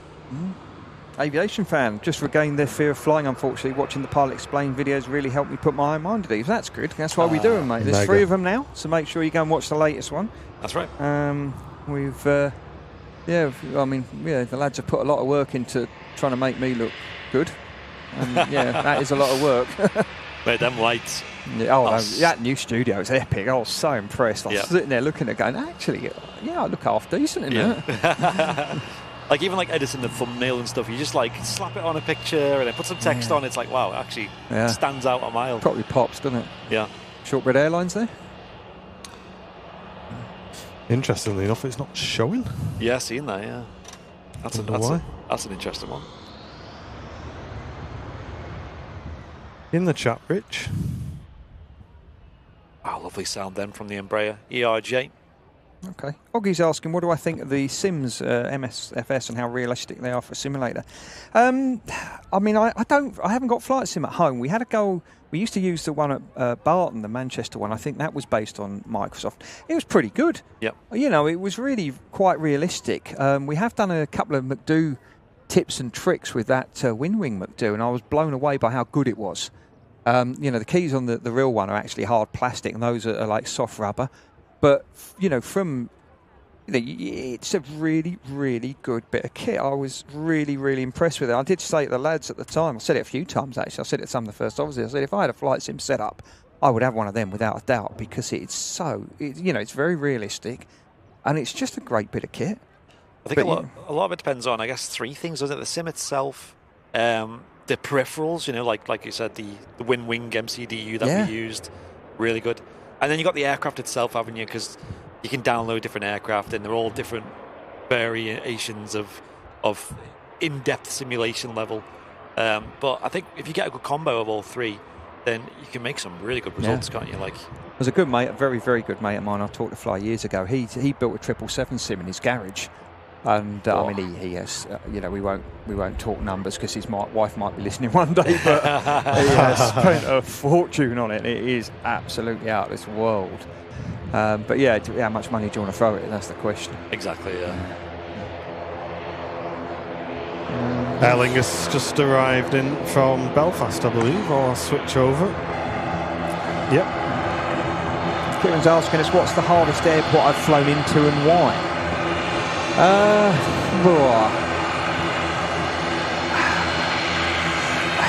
I'll wait for the Aer Lingus to go. Make a lot of noise. I don't know. I mean, I used to go into Chambry, but it was captain's only landing. I was an FO back there. That was pretty interesting, flying down a valley. All right. I don't like the Isle of Man because it's a short runway, and you know it does concentrate the mind. Corfu can be a bit of a pain. Lanzarote can be a bit of a pain. Dalaman, if it's on the southerly runway, and Lanzarote, if you're on the southerly runway, it's quite an interesting approach. They like these RMPs, and the Dalaman one, when you're sort of coming in the valley of the hills and you're flying around mountains, that's pretty cool. But you know, you've got to fly it correctly. You've got to get the speed back, get it configured. You know, difficult wise, coming into land here in the storms that I've done, Agnes, Dudley was the worst. I did Mac Aviation got us coming in Agnes. Eunice was horrible. Dudley was definitely the worst. When you've got these horrendous storms. I came in Storm Dara. That was pretty bad. That's hard work. But the actual airport itself is pretty good. I think with storms, like, it's not just how windy it is. There's other factors, isn't there? Like which direction the wind is, and like the gusts and things. Yeah, if it's coming over the terminal, as I've said on the channel many times before, that's horrible. You know, even like 12 knots over that terminal will chuck you about.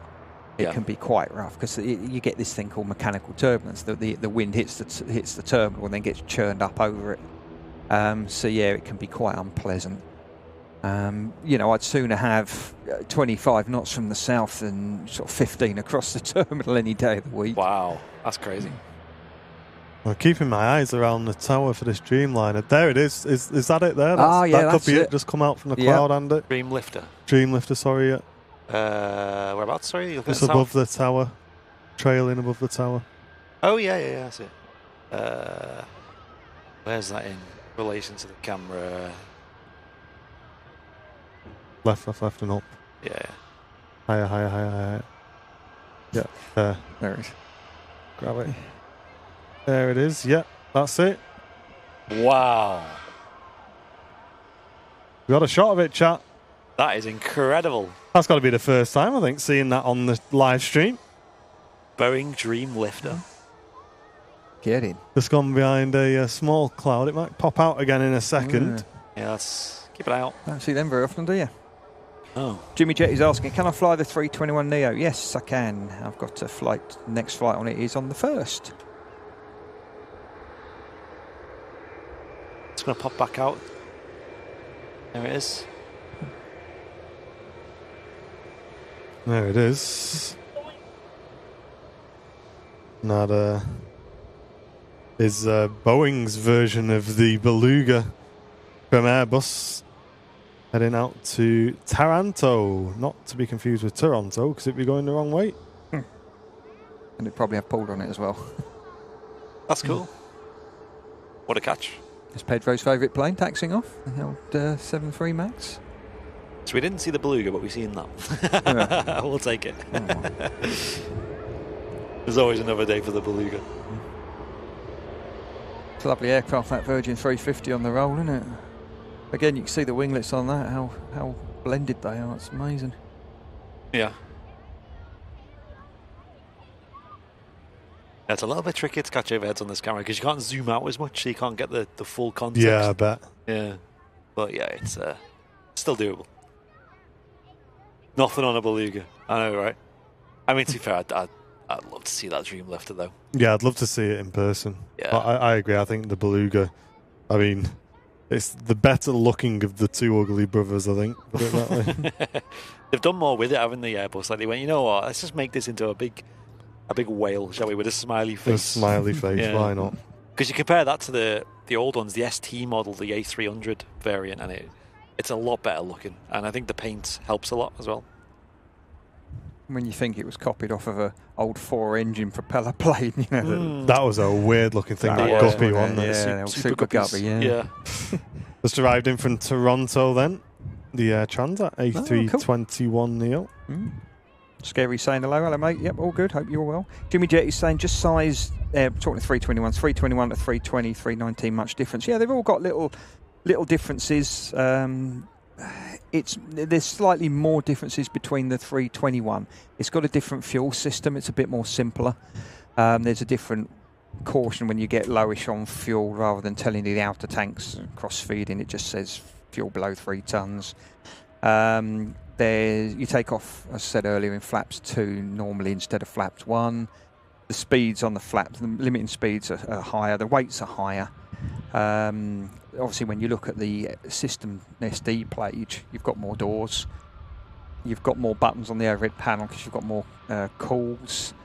You can't really see the wings. That was one thing that threw me when I came off the 7.5 and started flying the 7.3. Out the corner of my eye, I kept getting a glimpse of something like, what's that? Oh, there's a wing there. You know, they never used to see that because the 7.5 ones were further back. It's got slightly more restrictions on the auto-land limits, 15 knots head, 10 cross. Slightly different limits on the flex. You've got to oversteer it a little bit. Oh, one good thing about it, though, is you can use full speed brake with the autopilot in, like you can on the 319. On 320, you can only use half. Use half, yeah. Yeah, so you have to take the autopilot out. Speed brake will auto retract in flat 3 and flat full on this, whereas on the 19, the 20, it'll auto retract at flat full. Landing gear is slightly bigger, main landing gear is slightly bigger and stronger. The wheels are slightly bigger. Is there a risk of tail strikes with the A321s? Yeah, I mean, the trainer who I've got today did my 321 training. He pointed out really well that point at the 7.5 degree pitch on the PFD and say, well, if it gets to that, shout pitch at me. Okay. Yeah. Because it's got littler legs than the 7.5, the tail strike risk is higher, and you've just got to be careful. But as long as you don't keep pulling, you just use a standard Airbus landing technique, you should be fine. Don't pull too hard on take. It takes more of a pull on takeoff to get airborne, but with any Airbus, you start pulling. As soon as the nose starts to move, don't pull any more. Yeah. And it'll come off. It'll unstick. You generally, because it's got the same wing, you're limited to lower heights, about 350 if you're above max landing weight. I got a big quick thank you into David. Second month and as an executive club member. Thank you so much, David. Saying time flies when you're having fun. Good morning to all my wonderful aviation friends. Hope you're doing well, David. Thanks, David. Thanks for supporting the channel so much as well with our highest tier of membership. And Ray with a 14 months of business class support. Thank you very much, Ray. Saying a great show today, gentlemen. Love having Captain Mark. Yeah, it's always good to have Mark on. It means me and Andy can just relax a little bit more and let you do all the talking, can't we? Yeah. Tell you one thing about the 321 as well. The pitches are lower on landing. So if you're at flap 3, it's about 1.5 degrees instead of sort of 2.5, a bit more. With flap 3, it looks more like a normal 320 landing. But if you're on flap 4, when you land, you notice the nose wants to sort of drop down a bit. So you've got to hold it and fly it on a little bit more. It doesn't do it as much with flap 3. Is that something you're taught, or is that something you just learn? Yeah, no, the guys teach, tell you that just as a warning as you come in at land, it will want to drop down a bit. Landing distances are a fair bit lower because obviously, you're a fair bit heavier.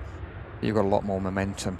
If you land with the nose too high, if the struts are compressed, so as you land and the struts compress, you will at the tail. I think it's 9.7 degrees.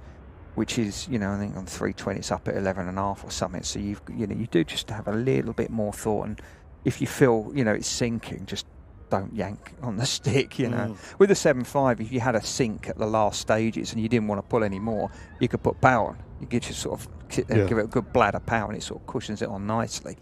But the wing was bigger and thicker. You had ground effects cushioning it a bit more. But with this, you don't want to be pulling up too much. It's interesting to see the difference in the way the aircraft operates as well, because one of the main things with Airbus is keeping things transitional between the whole Airbus family, isn't it? Yeah. So it's interesting to see that on the 21 Neo, they've got different sort of, like you're saying about the flaps and stuff like that. You've got to remember, especially people like yourself who are expected to move between the aircraft on a regular basis. Yeah. I mean, this is one of the things. You've got the 7.3, you know, like I said, I flew the 700. But the overhead panel is almost identical to the first one that rolled off, you know, in the 60s, whenever it was. And part of that, I mean, remember years ago, Herb Keller, who was the boss of Southwest, he said, I want them flying 200s in the morning, 300s at lunchtime, and 700s in the evening. And the only way you can keep it going is to have a fair degree of you know, things that are the same. Namely, the overhead panel and the centre console really hasn't changed an awful lot. With it, you know, you've got an FMC now on the 7.3. The early ones didn't have that. You've got the screens, and even the Max, the overhead panel is still the same. And that, you know, we've talked about it before. That in itself can cause a few issues because the ergonomics and the design wasn't as good back then. The engine anti-ice switches are right next to the hydraulic switches. You wouldn't be allowed to do that now, and it's the same switch as well. Yeah, it's interesting, isn't it? Jimmy's asking, what's the longest delay I've ever had? I don't know. We get so many these days because the skies are full. You've only got to go on Flight Radar 24 and zoom out, and the skies are full. The only real way you can get more people in the sky is bigger planes. I don't know, maybe overnight probably, I would have thought. But yeah, 4 hours is not unheard of. Endeavour saying, why are aircrafts that have to travel eastbound making a right turn and circle instead of just turning left after takeoff? Says Endeavour. Right. That's because there's a town off the end of the runway and they don't like the noise, understandably. But yeah, if you move next to an airport, really, you need to expect it. I'm trying to find the name of it. Well, Knutsford. You fly around Knutsford. So you take off, if you're going off to the south on the Samba departure, you do a turn, fly around Knutsford, and it's all programmed in the box, and you fly around it, and then you intercept a radial out of Pole Hill, I think it is, and off you go. But yeah, you know, we don't want to upset the neighbours, and they try and put these SIDs, as they're called, standard instrument departures. They try and make them to be as noise friendly as possible. Again, in the McDo video we talked about noise abatement departure procedure 1, where instead of lowering the nose and accelerating at 800 feet or 1,000 feet, you actually reduce the power at 800, 1,000 feet like you normally would, but the actual nose doesn't drop until you're 3,000 feet above the ground, so it reduces your noise footprint. And there's all these things they can do. It's all about keeping people happy, and I think at the end of the day. Kieran, thank you very much for the 5 months, saying a great insight into the flying world with the captain.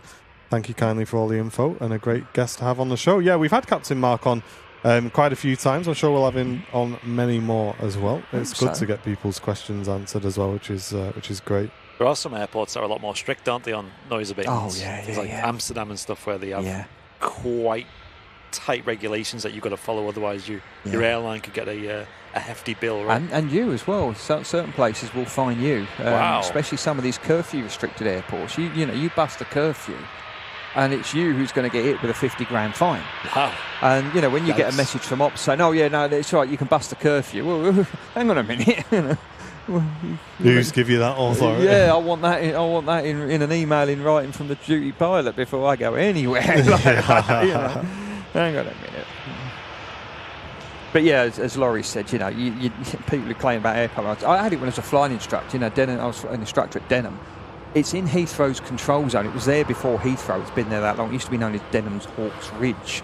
And it was used for training in the Second World War and all sorts. And people move next to this little airfield, busy little GA airfield, and then they start phoning up, complaining about the noise. You're like, well, hang on a minute, we do our best. We had special noise abatement routes and things to try and to reduce the impact. There's only so much you can do with two big jet engines on. Yeah, even in light aircraft, when I was instructing, you do want to say to them, mate, you bought a house next to a general aviation airport. Yes.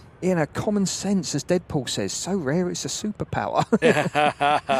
I think the issue is these days, I think everybody knows common sense, but they have the right to pretend it doesn't exist. Yeah. Yes. You know what I mean? I think that's kind of what happens. The only argument I can imagine, though, is if you did move near like a GA airport and it upgraded to like an international airport, then it might get a bit awkward. It's like, hang on, I bought this house there. But for most cases, I think it is the case that, like Manchester, for example, it's been here for more than most people have been alive, as an international airport. So, Yeah, I mean, when I moved house, I had a good look at where I was, and made sure, I went there dozens of times driving around the area, trying to work out, make sure everything was all right. I still wonder why it's called common sense. Yeah, you're probably, probably right on that. I think it's changed a bit, hasn't it? Yeah. Slightly less common sense. Yeah. Liberator's asking, do I like landing in Lanzarote? Yeah, not really. It's a short runway. It's got a big lump of rock at the end. If you're coming in on the southerly one, it can be a bit interesting. It's reasonably good fun, but if it's windy, it's not very nice. And you get as you come in on the sort of the 01, I think it's a northerly runway. Sometimes you get this funny sort of sink over the threshold, and you sort of lose lift. And I always put a bit of speed on to counteract that, but. Yeah, it's not my favourite, the Canaries. Tenerife's all right. Again, it can be interesting, Tenerife South, because you get this wind change. You can have a tailwind all the way down to about 500 or maybe 800 feet, and then suddenly it swaps into a headwind. It can be quite lumpy. Las Palmas is all right. It's just, I don't like short runways. Long day out as well for you. Oh, yeah, it's always a long day out. It was like 3-4 hour flight down. There's a headwind even more. Yeah, I mean, Tenerife South's 410, I think. Down 440 back, and wow, Grotti's a bit less, but it's a funny one. You can always tell that with the cabin crew. I feel you can tell they've had a long day when they're on the way back to Manchester down from Lanzarote. It's late in the evening as well. You can tell the cabin crew are having a bit of a chill. You can read it. Yeah. There's a good one from Slice Later here. In extreme turbulence, does the pilot leave the aircraft on autopilot? Yes. Airbus designed the plane for you to use the maximum amount of automation, so you will leave it in. Now, if it drops out, then you'll have to fly it. You can try and re-engage it, but there is a point at which it drops out as well, isn't there? Yeah, it depends. Yeah, I mean, it's got to be pretty bad. I've never seen it drop out yet. But you've got in the quick reference handbook, you've got pitch and power tables and the extreme turbulence checklist. Extreme is extreme. I've never had extreme ever. I've never come close to it. But you've got pitch and power settings, because pitch and power will always equal performance.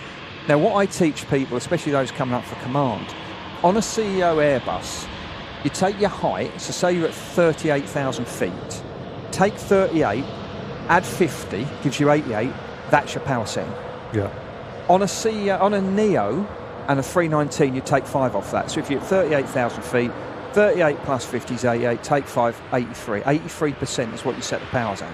And that'll keep you alive, especially if you lose your airspeed. The Sharkley CEOs, like that one over there, you sort of split the difference, take 2 or 3 off. But even height plus 50 is safe.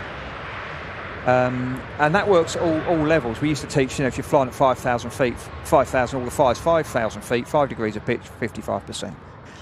But yeah, you want to leave the autopilot in. It'll do a better job than you are. It's not dangerous, it's just not comfy.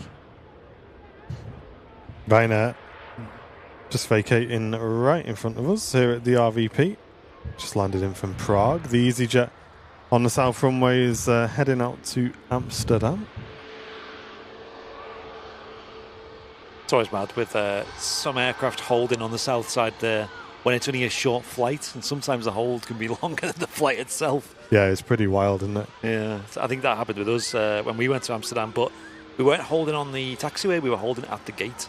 So they didn't even push us back until they were ready, And I think the delay was longer than the flight itself. Yeah.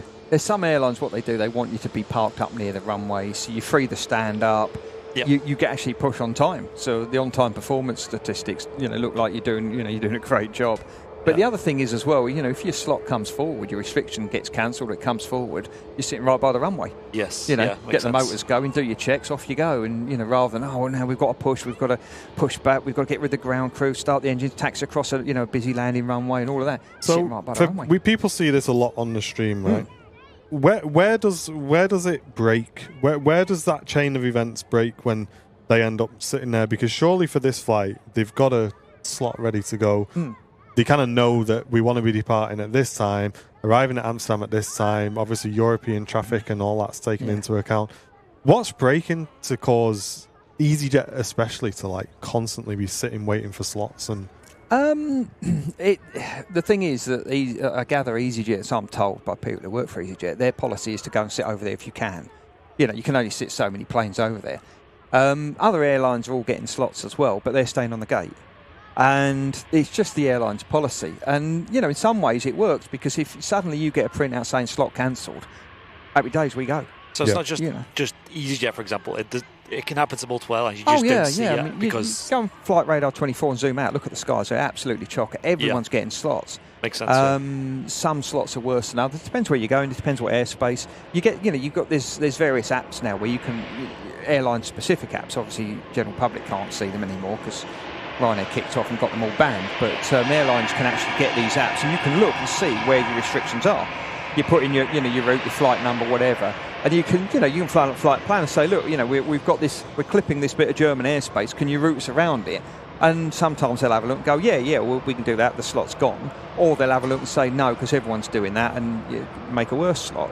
Yeah. So yeah, it's just a unfortunately, Eurocontrol they're very short-staffed, and they're struggling to cope at the moment. As a lot of people are. Still, it's fallout from COVID. That certain airports. There is an airport close to where I live up in the northeast that closes certain parts of the day because they haven't got enough controllers.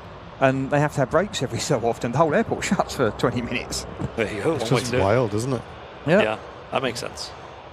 But is it the case that, you've got your set departure time and then you get told, oh, sorry, we're too busy, you need to wait? Is that kind of what's happening then? You get the slots this issue. They come through, they print out, and we've got them on our apps. And we go, okay, there's the slot. And you can be sitting there getting the passengers on, and the printer prints out, slot 1220. Okay, there you go. Put it there on the centre console. New slot 1215. New slot 1250. New slot 1350. New slot 1150. And they print out every few minutes as because it's such a fluid environment with and if it's an en route one, if they get it suddenly, there's a gap, and it goes quiet for a minute. Say there's a load of thunderstorms over Ljubljana and everyone's rooting around them, or over the Alps or whatever, and suddenly there's like a clear break and everyone scoots through it. It reduces the restrictions. Suddenly there's a bit more capacity, and then they go, okay, now your slot comes forward or it's cancelled or whatever. Because I'm hearing a lot more now when we're south side. We got the scanner on, stuff like that. I'm hearing a lot more like, right, we've put in a ready message for you. Yeah. This, that, the other. And the controllers seem to be like managing not only the aircraft there, but also, trying to just get them out as quick as possible, putting in messages, updating times, this, that, the other, which you never used to hear, did you? What happens with the ready message? You're ready to go, you're boxed up, doors are closed, holds are closed, ground crew are there ready to go. And you say, right, can I have a ready message? So they type in the system, aircraft ready to go. So now, if there's suddenly a space becomes available, the next one with a ready message gets that space. Yeah. If you're sitting there with your doors open and they go, oh, your slot's come forward, well, we're not ready. But those with a ready message, it lets air traffic control along the line know you are now ready to go. And where's that being controlled? Is it centrally or Eurocontrol it goes to? Yeah. But yeah, it's a pain in the backside, and it's going to get worse. As the skies get fuller and more people are travelling, more planes in the sky. It's just going to get worse and worse. And as we said before, Airbus know this. The only way you can get more people in the sky is bigger planes. I was just about to say, do you think that's going to translate into bigger aircraft? Yeah. I mean, for us, plane spotters, YouTube channel plane spotters, we'd love to see bigger planes. Yeah, bigger planes and more of them. And it's interesting to look at things like the 380. You wonder, did the production stop maybe too soon? Yeah. Was it launched too early? Can you imagine now? Obviously, you kind of want something kind of in between, really, don't you? I mean, the 380 has issues on the ground as well due to its size. It has taxi restrictions and stuff like that. But if you can get something that's just kind of in between the two. Yeah. Well, that Airbus really lad I know, he has said Airbus still have all the jigs and all the tooling, all the rigs to make the 380. And as we said, the 800 we get in here is the smallest one of the three they were going to build. So the wings and the tail are designed for a plane that's much, much bigger. So it's too big and too heavy. They have got a design for a smaller tail. I think they've got a design for smaller wings. So if they were to bring it back, the 800 would have a smaller tail, it'd have smaller wings, it'd have newer, more efficient engines. And with the use of composites like you got on the Dreamliner 350, you can make it a lot lighter, so it will burn a lot less fuel. The trouble is that the 380 burns an awful lot of fuel. But I know Emirates have turned around and said, give us a 380 now and we'll buy 200. Yeah. When the airlines are very risk averse, especially when it comes to spending money. And something like a new 380 is a big, a lot of airlines a big gamble. But you need the bigger planes. Yeah. The issue I think a lot of airlines look at, isn't it, is like, can we fill those seats regularly? Because that was when we did that video on the 380. Yeah. The issue is you have to fill so much of that aircraft to make it profitable that if you're replacing, some of your fleet with a 380 and yet you haven't got the passengers to fill it necessarily. Yeah, that's it. You need a lot of people. So you're kind of looking at reducing flight quantity, but putting a bigger aircraft on it. Yeah, this is what Jet2 are doing. They've got the foresight. They've got these air tanker 330s in, full economy seat and bucket and spade routes all year round, and they're making a lot of money on it, and that's the way of doing it. A certain well-known airline at Gatwick, they do, I think in the summer, 18 Alicantes a day. That's the question for me is, why do 18 Alicantes a day? You could put a bigger aircraft on that and reduce that by half. Yeah. And you wouldn't. Would you? How would the fuel balance? How do you think? Like if you've got a narrow body doing a route 18 times a day, but you've got say the 330 Neo or something doing it 9 times a day. You'd save a lot of fuel. You'd save a lot of fuel, wouldn't you? There's an old adage though: a wide body is a good way bankrupting an airline. My last airline, the certain people, the guy down in Sierra Leone desperately wanted to get 767s because he could make a fortune on the cargo.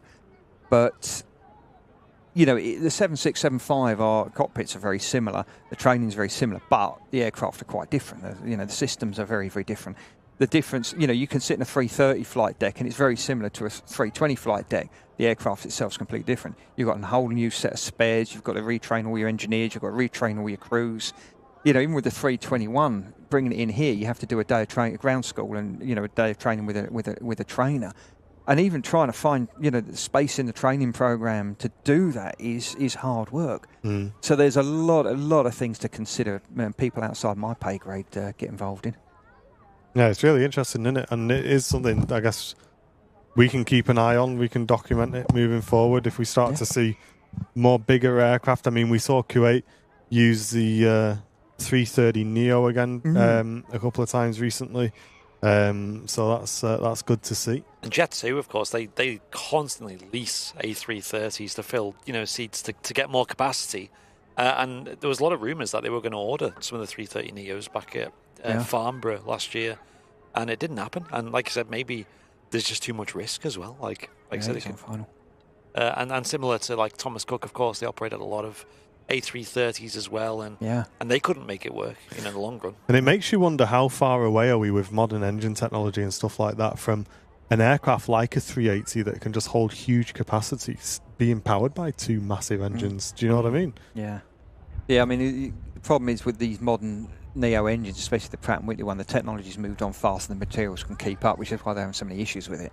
But if they, when they get it fixed, it'll be a fantastic engine. But at the moment, there's a problem with the third bearing not getting enough lubrication. There's a problem with the ceramic blades cracking. There's a problem with the burners running too hot. The Trent XWB's got a similar problem with the burners. They're burning a bit too hot, and the ceramic lining inside breaks down. But when they get it sorted, it'll be a good engine.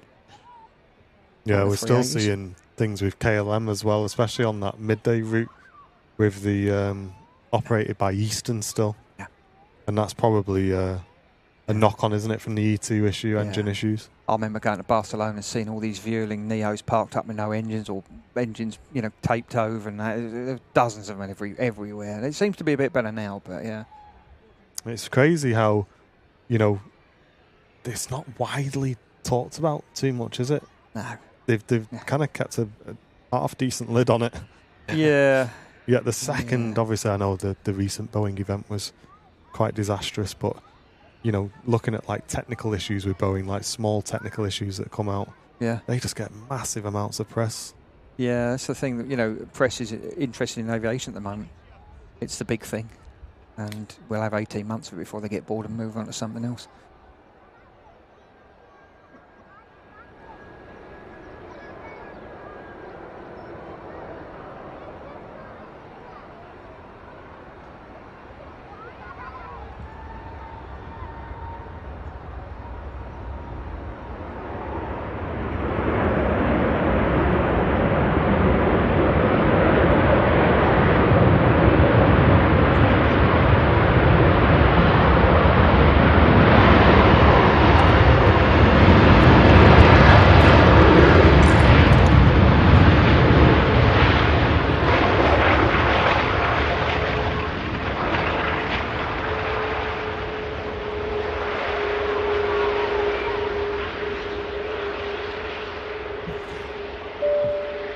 They are the baby of the 380 family. And Scottish Linda, thank you very much for the 25 months of Airliner's live support. Really appreciate it. Thank you so much, Linda. And thank you very much for the £2 donation as well. Really appreciate your support. Kieran, thank you very much for the 5 months as well. I think I thanked you earlier on, but just in case I missed that one. And Louis as well. I'm not sure if we gave you a thank you, but thanks for the 35 months. And Mike for the 18 months. Just got back from the pool. Have a great stream and stay cool, everybody. Thank you very, very much for that. And Ray, thank you very much for the 14 months of support. Loving having Captain Mark on today as well. Just got back from the pool. What, Liverpool? Probably. I just got back from the Nam. What? Tottenham. Hey, there's a Barton Budgie up there. Oh, yes, all there is. Well, I've got to go. I've got to go and earn some crust. Mark, Cool. thank you very, very much Thanks as well us. for having us on again. Ladies and gents, get Captain Mark emotes, 10 out of 10s in the chat, Mr. Captain Mark. I've got something in my car for you, by the way. Do you want me to pass you that over? I think you might know what it is. I've got Something from last night, apparently. Oh, no, don't worry. I'll get them next time. Okay. Yeah, no, no, don't worry, mate. It's no Cool. worries. I'll get them next time. There's a few people in the chat did notice. Yeah. There's a few people did pick up that... Captain Mark has been doing his usual. Swapping caps. How many times have you seen Mark swap his cap on today's stream? There you go. But yeah, got the new one. Look at that. What a fine bit of kit that is. Looking fresh. Even I look fresh. And Slay Queen. Yeah. Bravo way. Good been lad. emotional. Thank you very much No for worries. coming in again, as always, Mark. Thanks Have very a much. safe trip. Catch you on the next one. And we'll see you later. Cheers, Cheers, buddy. Bye.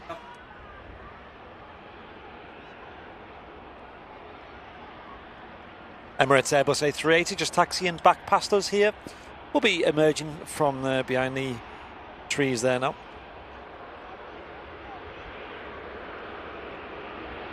Right, these water bottles are the bomb. They're so good. So impressed with these. I know loads of you folks have been buying them today. I wouldn't be surprised if they're all sold out by this time next week. Probably the end of the weekend, if I'm honest. Already half of them gone. Over half. That was at the start of today's stream.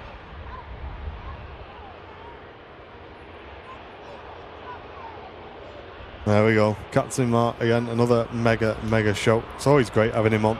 Yes, love it. AC8T just arrived in. I feel like I always learn something new as well when he's on. Yeah, it's always a good chat. I think it's great for you guys as well, just being able to ask loads of aviation-based questions and maybe getting a bit more of an insight into what goes on. Ed saying, I went on holiday with Courtline in the 90s. I flew to Austria on Buzz. How many airline companies are no longer with us? Funny story, Ed. I never knew this until he passed away, but my granddad was used to work for Courtline. Wow. Back in the day. Yeah, very colourful aircraft as well. Will you restock the water bottles? Not for a while, Tom, no. So just make sure you get your order in on this batch, mate. We've always got to be careful restocking things because you have to order in such high quantities that we can very easily be left with lots of them on the shelf. Cheers, Endeavour. Glad you enjoyed it.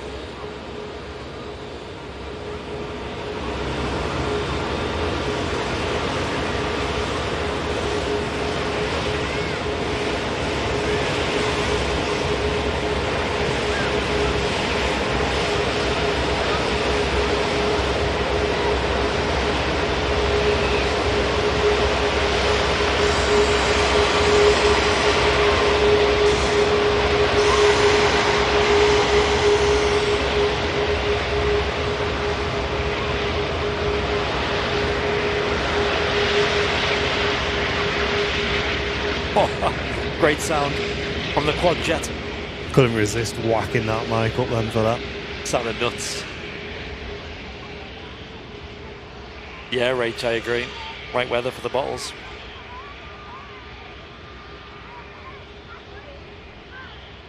It'll be good in the winter as well. They keep you can put hot drinks in them as well. They'll keep them hot for a long time. Cheers, Big Red. Yeah, he's a great guest to have on. We love having Mark on. Gives us so much of his time for the channel as well. I know, and he won't take anything back. He literally won't. The other day, he ordered one of our new grey caps, paid full price for it, and had a go at me when I refunded it. Yeah, you made sure you shipped it first. I ship. What I do, chat, is he buys the merch, I ship it, and then once I've shipped it and I've seen it's been delivered, I refund him. Because otherwise, he just won't accept it. I know he won't. And to kind of give you an idea, he drives for hours to get to us, to our little studio. Films videos with us all day, then drives back. He won't even let us pay for his fuel. What a guy.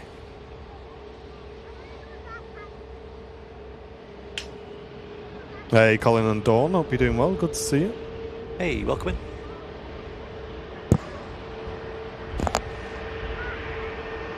Hope you guys had a good day when you were down here the other day. EasyJet arriving in from Hamburg, next to land. Yeah, amongst the sea of planes at the moment, 2 Pegasus on the airfield. 1 in, 1 out. Nantalia bound Virgin Atlantic A330 holding short at Papa as well. Lisa Turner, brand new premium economy member. Thank you very, very much. Paul saying he needs one of the grey caps. We've just restocked them, Paul. We've got another batch of grey caps coming at the end of the week. Nice. Yeah, we got them because the black caps, although they're very nice, in the heat they kind of absorb too much heat and kind of make your head dead sweaty and stuff. So we've made a grey cap to kind of reflect the heat, and it turns out people love them. Like, they thought they looked really good, so they've been so popular. So popular.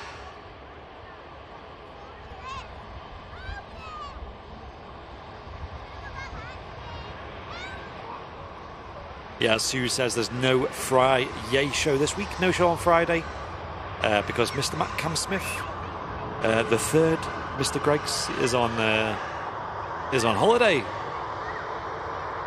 down in Turkey, having a massively well-deserved break with the family. In a word, Plymouth Phil, terribly.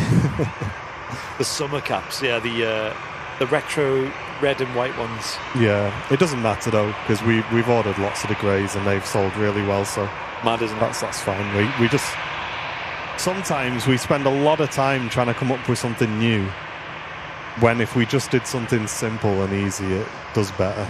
Yeah. Mental.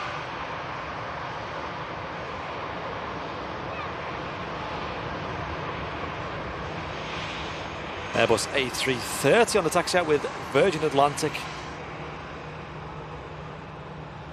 Where is that? What's Captain Mark's thoughts on Global? We'll have to ask him next time he's on, Rod. He's just left to do his work as an airline captain. He is an active airline captain based here at Manchester. So he's regularly flying in and out. And he will be flying out later today, he said. So he's gone to prepare his aircraft, get everything ready, do his briefing and all that. And then off he goes.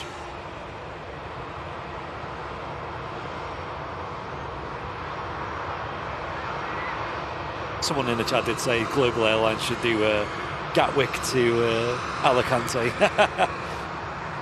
Problem with Global is they found themselves in a bit of a between a rock and a hard place, because they did promise that the whole point of their airline was to bring back, in their words, the golden age of travel. So like kind of like luxury, proper luxury for everyone.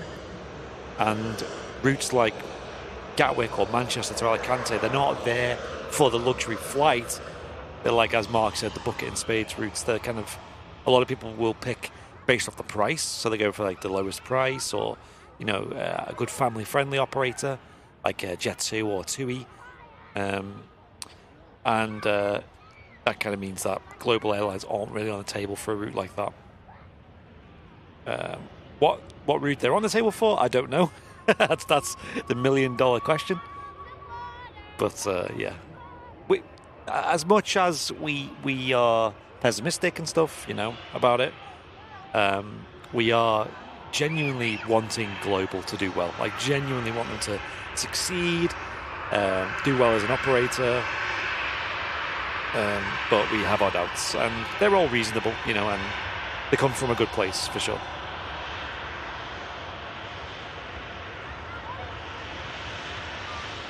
Welcome in, Suze. I did see that you hopped on your lunch break at the perfect time earlier. Amazing. Thanks for helping test that game the other night. I've been working on a new game to play with the VIPs. If anyone is a VIP of the channel, we do occasionally put on some evening streams for VIP only, where we do some basically social games with the VIPs where we can play along and people in the community can get involved playing with us. And they're games they're not video games, they're like social games they're called, which are like you can play on your phone or on your laptop, and there's lots of social elements to it. And thank you, Terry, as well. I know you were helping out. Appreciate it.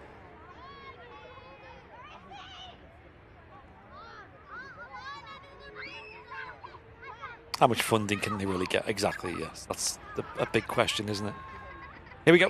Virgin Atlantic A330 starting her roll on 23 left.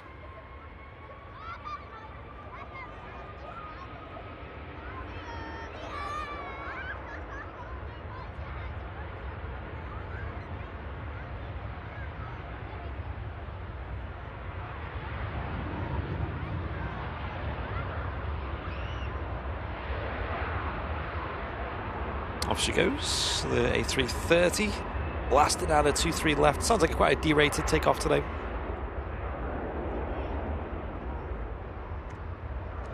And yeah, with Global, they do rely on, a lot of big sort of startups in their position. They rely a lot on investment funds and, venture capitalists and banks to fund their venture, and that's kind of why first impressions are so important as well. It's not just for the customers, but it's also for the investors. And that's why they've kind of gone on this big mission to restore confidence after their initial flight with High Flight. Hey, Paul, thank you very much, mate. Very generous $9.99 donation, saying a further thanks for the lovely dedication to my dad's Sunday gone. We also go by on Monday, and everyone mentioned it, so thanks for, again, from all of us. I hope Monday went well, mate, and I'm really glad we could do that for you, Paul. I really am, mate. It was an honour. Yeah, nice one. Cheers, Paul. We are on 14 brand new VIPs on today's show. If we hit 50 today, excuse me. You go on, Andy. I need a drink. If we hit 50, you got a bottle there you can drink from. That's handy, isn't it? You will win yourself an Airliners Live, or someone in the community could win an Airliners Live brand new stainless steel water bottle. And they're now available on the website. We'll save one for the giveaway, of course, if we do that today. And they're really good. Really impressed. I'm drinking from mine today. I'm actually almost finished already. That's crazy. It's like that hot. Wow. I don't know what's happened to me. That was wild. So if we get 50 on today's show, we will give away one. And you get to pick the colour as well. So that they come in black and they come in red as well. Interestingly, I thought one would be a lot popular than the other, but it seems very split. Like quite balanced, aren't they? Yeah, I think the red is slightly more popular on the sales, but it's not much at all. No, it's pretty close. EasyJet. Just arrived in then from Milan. Andreas, good afternoon to you, sir. Hey, Andreas, good to see you. Yeah, that what happened to you then happened to me the other day in there's a place by a man called Roast, which is like a chicken kind of takeaway place, but it's very busy and you have like a long queue and it's very loud in there. You have to proper talk. And as I got to the front of the queue, my voice went like that, and I just was just there like, I got. Mate, my eyes are watering and everything. I didn't eat. I wasn't drinking. Yeah. Just decided. Nah, your voice isn't going to work anymore. Got an error code. Fusion, thank you very, very much for the Prime membership for 9 months. Thank you, keep it up, guys. Love the work and the effort you put into the streams. Cheers, Fusion, lad. Thank you very much. This EasyJet taking 1 hour 50 to arrive with us from Milan. And another company EasyJet taxiing over to depart out from Malaga. And Ryanair for Copenhagen behind. Next to land Sun Express from Antalya.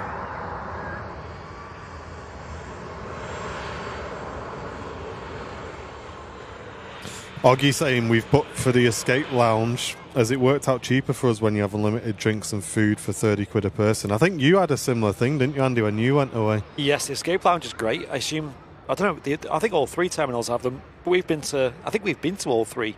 And yeah, they're great. It's well worth it, even if you're paying that. Because if you went to like a restaurant, even some of the cheaper ones, right, and you bought a full meal, maybe some snacks, maybe some drinks, you're paying well more than that. And at the Escape Lounge, you get great views. There's like customary Wi-Fi there. It's usually a lot quieter. Unlimited drinks, food.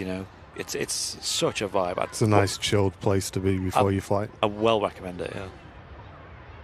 I hope you have the best time. And then there is the level up from that. Here at Manchester, you do have the Ether terminal, which we did a review of before it opened. We got invited early doors to have a look. And I know a couple of people have been through there and said it's really good. It's a little bit on the more pricey side, so it's a bit more of a special occasion. Yeah. But again, it looks great. For me, I think it's just good seeing the building being used as well. Yeah, it's pretty busy, isn't it? There was a while when they had it was called the Premier Terminal originally. And they stopped it during the pandemic, and it took a while to reopen. And they rebranded it as Ether, and they've changed a lot of things inside of how it works. And yeah, it seems to be pretty good.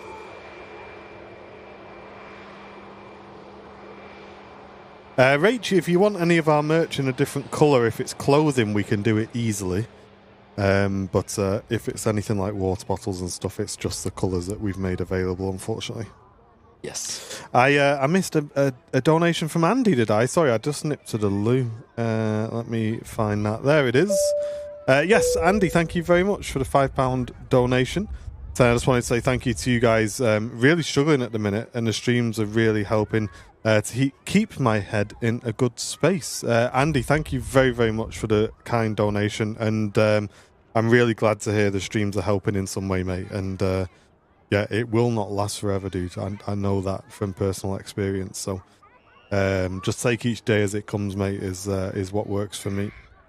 And try and soak in as much of this sun as well, Andy. If you get some sun, mate, just get some nice fresh air, get that sun in. And thank you very much for your kind donation as well. And Robert, with a 13 months of premium economy membership, thank you very much, Robert. Welcome back. And Venkman with a 27 months, saying always great fun watching Airliners live. Thank you, Robert. And thank you, Venkman, as well.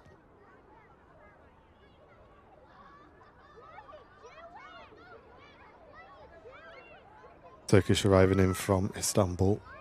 Really cranked up the Turkish routes now, haven't they? You've seen loads of Pegasus, Sun Express, Turkish Airlines, and then all the British leisure operators as well. It's such a popular destination. I feel like if Turkey was one of them where there was only one destination, one airport, it would be such a popular one. But luckily there's other ones. You've got Antalya, you've got Dalaman, you've got Bodrum, you've got Izmir, And then, of course, on top of that, you've got Istanbul, which is super popular as well.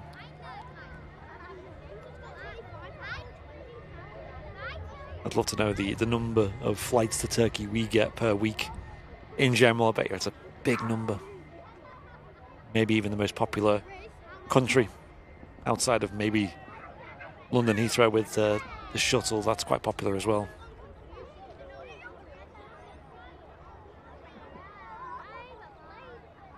Cheers, ALATC. Yeah, it's crazy, isn't it, the amount of subscribers we have. A lot of that is attributed to YouTube Shorts, of course, when that came to YouTube a couple of years ago. We started putting our short form videos on here, and they helped the channel massively. But to be fair, there is a big number as well from live streams and also videos as well. And the ones we bought as well, don't forget them. Oh, yeah. We bought loads as well. Yeah, that's most, to be fair. Yeah. That's a joke, guys.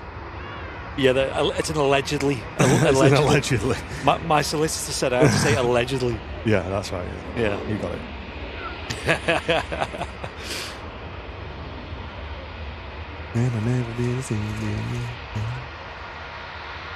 Goes around there on 2-3 left. I do like 2-3s when they're on dual runway ops, because here at the RVP you can comfortably see both runways in use. It's a great spot.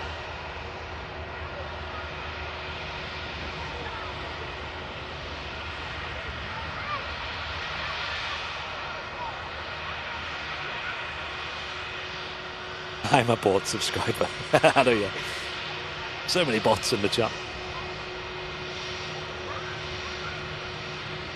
Yeah, and you weren't cheap either, Tom. I know.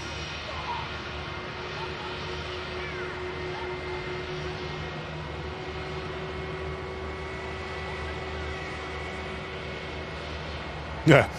Plymouth Phil was a bargain, to be fair. Oh, Phil. You got 50p. Yeah.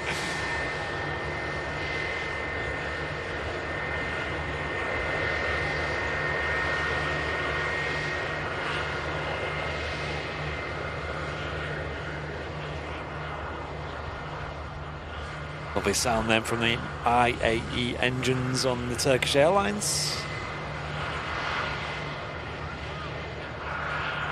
Hey, do you want a little bit of this bacon strips I got down here? I'm okay for now. Thank you then. Maybe after. Missing out, you lad. Just bacon, is it? Yeah, it's PR bacon. Your boy's gone carnivore all of a sudden. Mate, honestly, I'm not joking. My belly the last 2-3 days, Yeah. it's just gone really bloated. Mm. And I must have eaten something I shouldn't. Mm. So I'm just like going back to basics, mate. Yeah. Got me twigs in a campfire and some bacon strips from Tesco.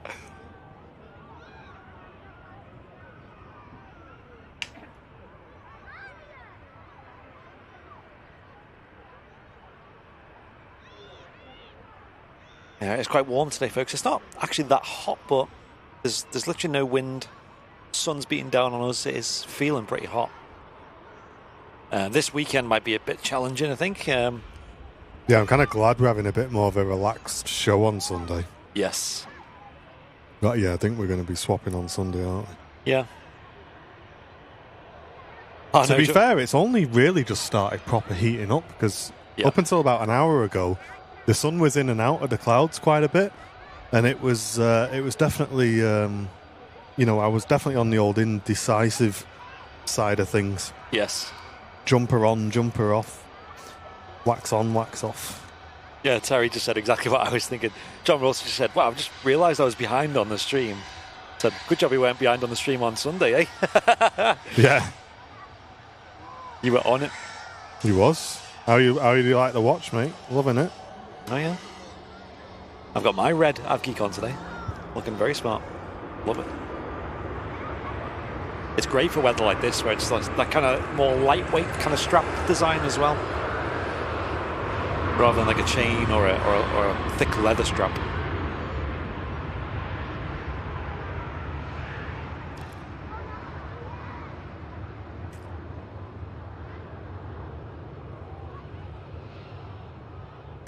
Really, Lee?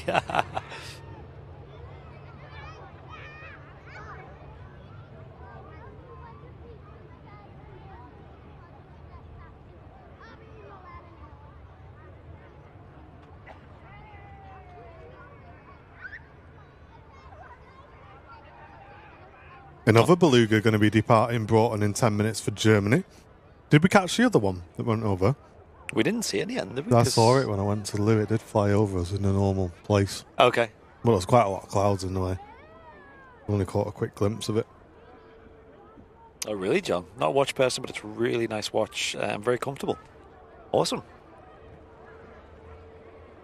Yeah, I must admit, the Avgeek watches are probably the most comfortable I've ever worn in terms of like, they're just so light.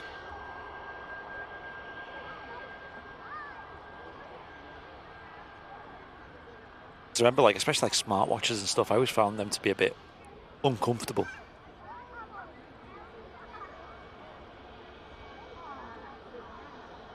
They need to sort the battery for smartwatches, I think. I know. Yeah, especially like the more flagship ones, they're all, it's like a day battery life, isn't it? It's like, I don't want to have to charge it overnight at the one time where I want it to be like tracking my sleep and stuff. Exactly, yeah, I never understood that. I use it to track my sleep. It's like, how? Just another thing to charge, another thing that's going to die and be awkward. I know Captain Mark's quite the smartwatch guy, and I think he's the kind who uses it to pay and everything. Yeah. One of the cool kids. Too cool for me. Supposed to be an A340 coming to Manchester tomorrow. Oh, is that the high flight one, is it? Tomorrow? I'm on water bottles tomorrow. Oh, yes. Yeah, that's your job, isn't it? I'm on water bottles till next week, I think.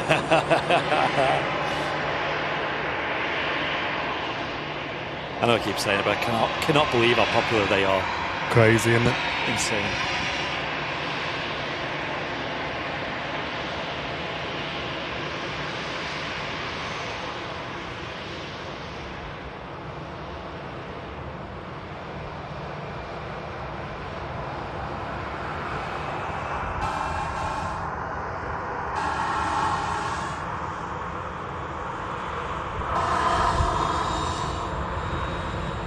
Right, just touching down on runway 23 right at the moment. Lee saying the Huawei GT2 Pro battery lasts a fortnight. Flipping Really? heck. That's a bit of an improvement. Isn't that because it's not allowed to connect to anything in this country anymore? Probably. Huawei, no way.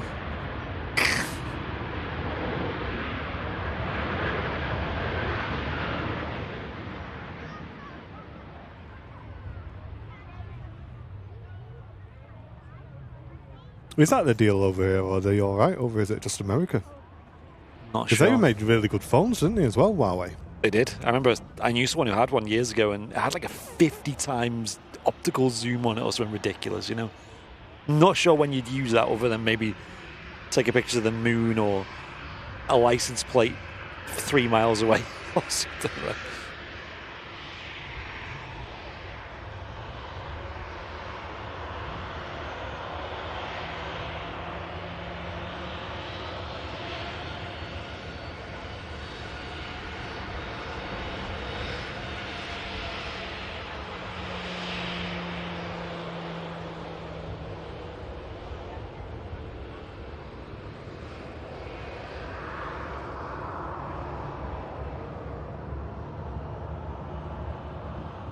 A wide body coming in next, possibly?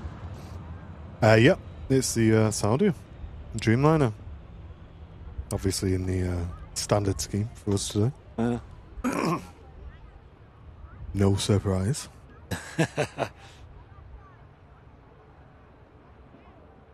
Do have a Virgin Atlantic A330 repositioning from London Heathrow Sweet.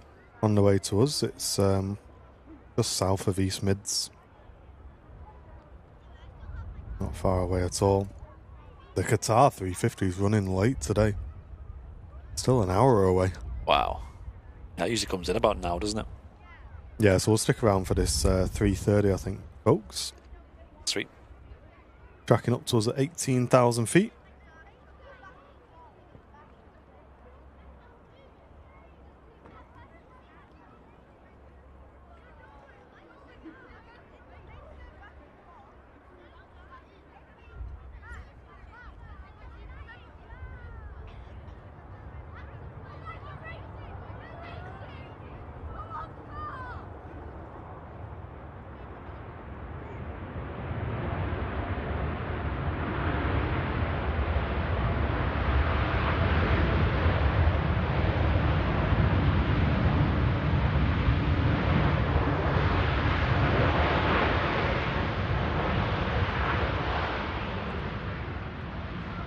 Gosh, that was so smooth. Landings don't really get much smoother than that. I'm sure Saudi do some kind of training in a sim Yeah. with Manchester specifically. Myri's saying it's arrived half an hour earlier than scheduled as well. Oh, that's a nice bonus. Really getting in the good books here at Manchester. I don't know what it is about Saudi. There's a lot of airlines that are based here at Manchester, and Saudi just always produce the goods on the smooth landings. Hey, Doug, have a great day at work. Thanks for watching, mate. Cheers, Doug.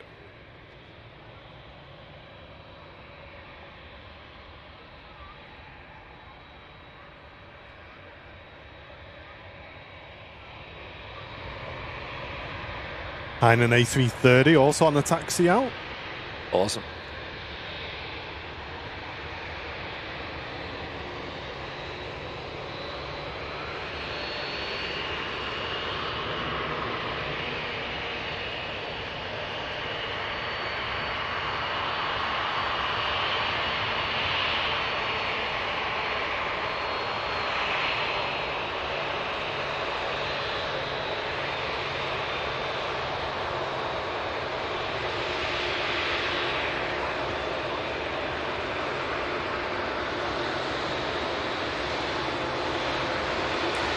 And Bevs, thank you very much, gifting a membership slightly earlier on in the stream as well. Sorry I missed that, Bevs. Really appreciate the gifted membership. Putting us on 14 brand new members on today's show. Thank you. Thank you all for the support today. Don't forget to hit that like button as well. Helps us out massively.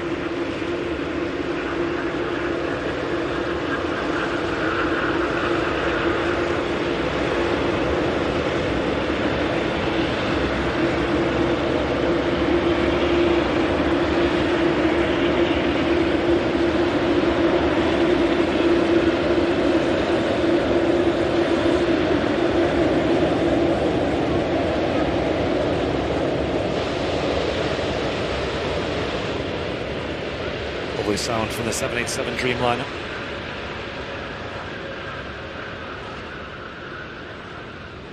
You have the Hainan Airbus A330 holding, ready to cross the runway.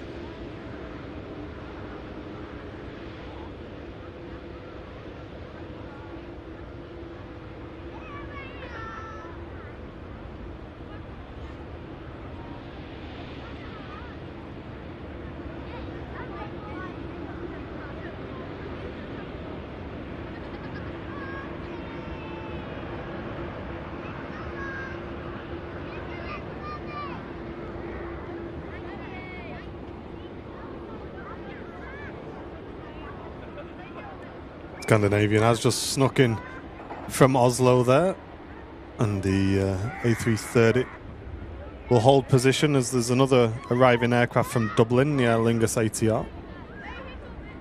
Rob just having a break from the pool and the sun to catch some planes. Wow, Rob.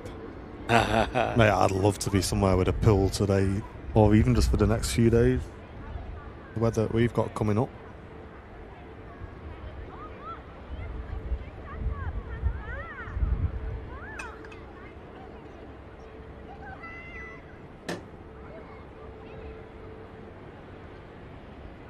Mizam, great to see you in the chat. Alessandra as well, good to see you. How are you doing? Scottish Linda in the number 1 spot today on the community leaderboard as well. Love that, Linda.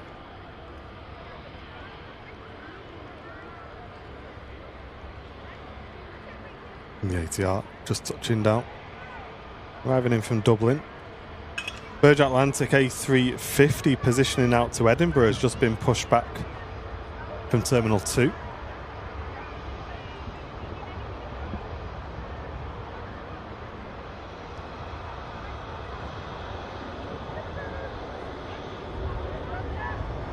Saying to Jen, if we were in Anglesey this weekend, I'd definitely be having a little dip in the sea. Oh, that'd be great. I remember last time I did that, went in and it was like this, and literally it was like, you know, when you're abroad, you just go in the sea, yeah, and then you just come out and you just sit there for like 10 minutes and you just bone dry again. Yes, I love it. That's the best.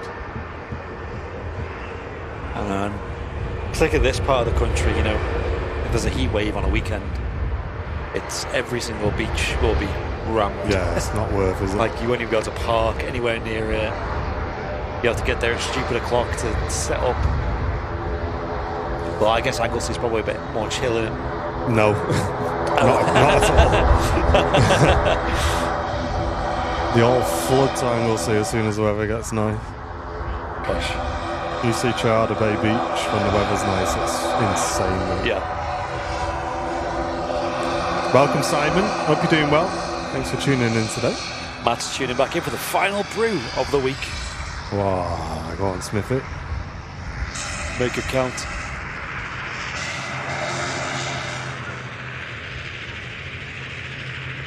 Must be your last day in work there, mustn't it, Matt? It's always such a buzz finishing work for the last time and you're off on your jollies the next day. EasyJet just arrived in from Gibraltar. I suspect they'll get the 330 across now. Yeah, keeping our eyes on. Drewster, how you doing? Good to see you in the chat. Welcome, mate. Thanks, dude. Don't forget, folks, we will be doing a giveaway if we hit 50 memberships today. Quite a way off that today, though. We are at 14 brand new VIPs. So if you have enjoyed the stream today, you can support our channel by clicking a dollar symbol, then clicking membership gifting. And it all goes towards keeping these streams online and free, of course, for everybody. A huge thank you to everyone watching today as well. Good viewer numbers. About 1,700 viewers at the moment and 700 likes. So if we can click that like button as well, let's hit 1,000 likes.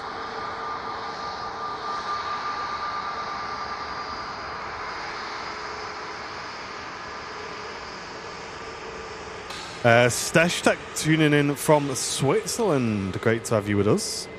Hey, welcome. Matt Smith's got a new display picture as well. Look at that. Go on, Smithy. Is that the one I took the other week? Need to take that again, but with an actual camera. I was here with Dakota and we were over at the play area. I was like, hang on, there's an angle there where you can stand and you can see Matt in front of the tower and it looks like really epic. Nice. I was there trying to get a picture like over and over again. Need to bring the 2 to 6 down. I know, yeah, good camera for that. Bluger XL1 about to depart Harden, so we'll keep an eye open for that. Yeah, that'd be good to see. Welcome, Grin on Twitch. How you doing? Ah, nice, Vicky. Yeah, there's nothing better, isn't it? A little paddle in the sea. Imagine on a that hot day. on your lunch. Just go for a quick paddle. I bet it gets really busy down there, though, Vicky. Because that's a thing. A lot of people say, in the summer they like to go to Cornwall for, their summer holiday. And it sounds lovely and the pictures look great, but man, imagine if it was like a heat wave, how busy it would get down there. Versus reality, innit? I know, that's it. I think Seb was there a couple of weeks ago, and I don't think it was such a heat wave. Maybe it wasn't so bad then, but imagine when the kids finish school and then you got the peak summer temperatures. Man, I could not do that. Just imagine the traffic on the road and finding somewhere to park.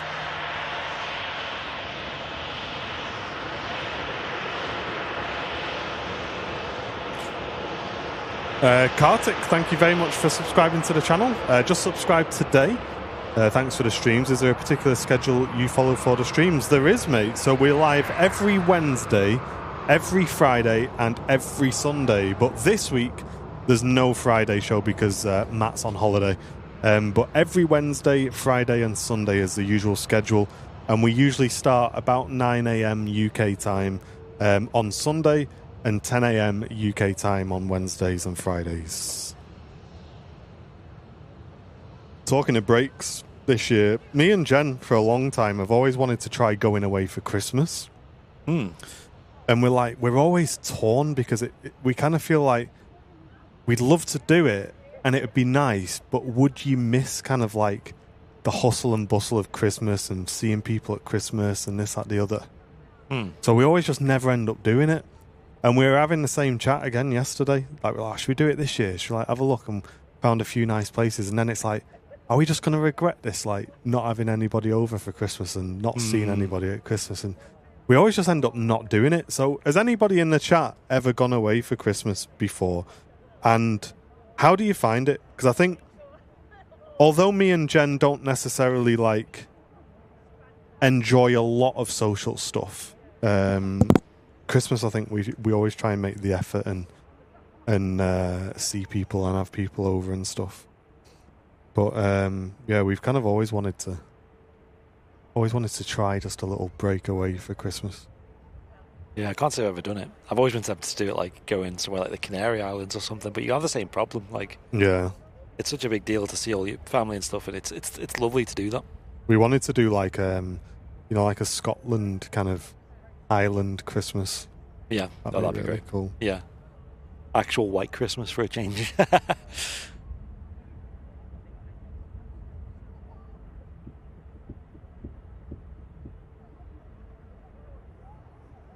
We spent Christmas in Maui one year. It was amazing. Wow.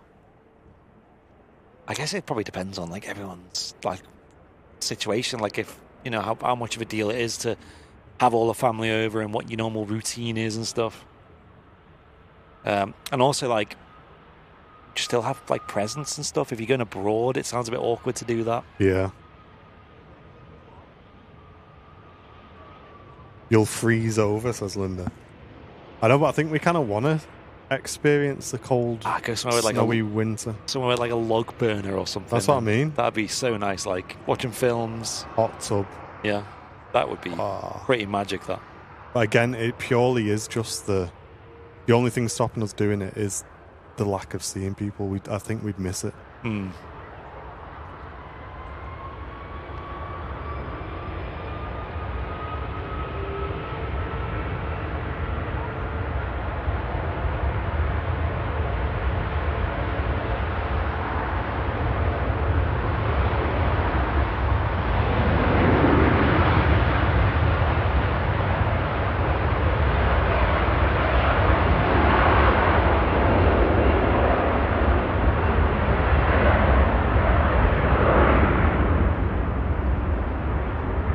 Goes the Airbus A330 heading back to Beijing with Hainan Airways. Adam saying, we went to Thailand for Christmas. We thought it'd be a great idea, but ended up being lonely and the Christmas spirit wasn't there. Yeah, that's our worry, Adam. Yeah, I think that's summed up on it. Because, like I say, me and Jen, Andy knows, like, we're not massively social, but we're happy like that, you know what I mean? That's just us. But at Christmas, you know, you just have to. And we always try and do like a dinner round at ours. It's quite magic to be with all your family and stuff, innit? Have a good laugh and watch a film together and all that. Yeah. Oh, nice plane spot, Mike Live. Going to Lanzarote in 52 days. First time ever. You'll enjoy it. Literally everyone who goes to Lanzarote comes back saying they loved it. Everyone. There's something about that island. I was talking to, I think it was Danny Taylor and maybe Annika. It's just saying, like, it's got a charm to it that you can't explain, you know? I love how there's someone on Twitch called A Log Burner and he just went, I heard my name. What's the chances of that? What the heck? Wait, are you up in the Scottish Highlands by any chance? Nuhu, thank you very much for becoming a brand new premium economy member. Welcome in. Thank you very much. A Log Burner. Okay. Yeah, that is too good. Scottfish said he spent Christmas 2004 in Afghanistan. Wouldn't recommend. Yeah, it wouldn't be top of my list, mate, I'll be honest. Yeah. An interesting one.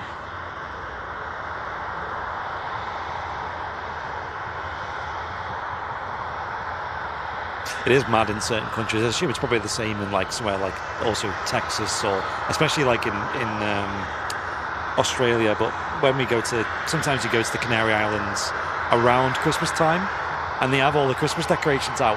But it's weather like this, literally exactly this weather. Like weird. Dead sunny, like lovely shorts and t-shirt weather. But they're all there with Christmas trees up. It's so bizarre. Yeah. Our brain just doesn't understand that. Doesn't make sense.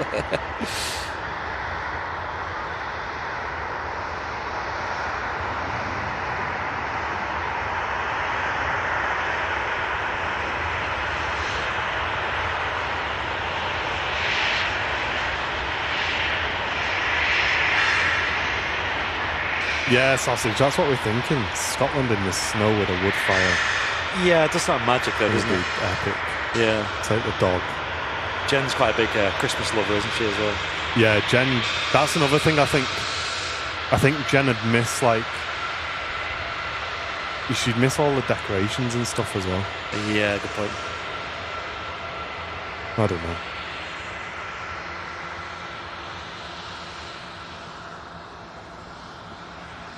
Matt says he's just looked at the weather for Antalya. It's averaging 33.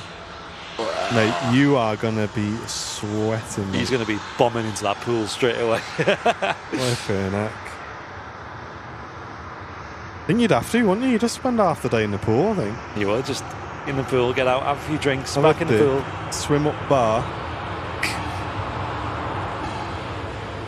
That's the thing about Turkey is the resorts are always like proper, like good, you know, like really luxurious. Like they know how to do a good resort over there. And I feel like Matt's cracked the code on that one. He knows where to go.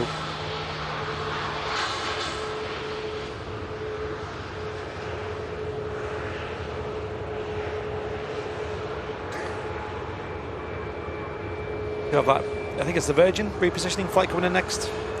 Yeah, that's arriving in from London Heathrow. Hottest I've ever experienced was 51, flipping Nick. Nah, I give that a rest. I assume that was quite a hot part of the world. Can't go away over Christmas. That's the best time for football, says DC. Hey, there you go. That's going to be a new experience for me this year on the old Christmas. Oh, yeah. Gotta have a good game of FIFA as well, haven't we, over Christmas? I know, that'd be good.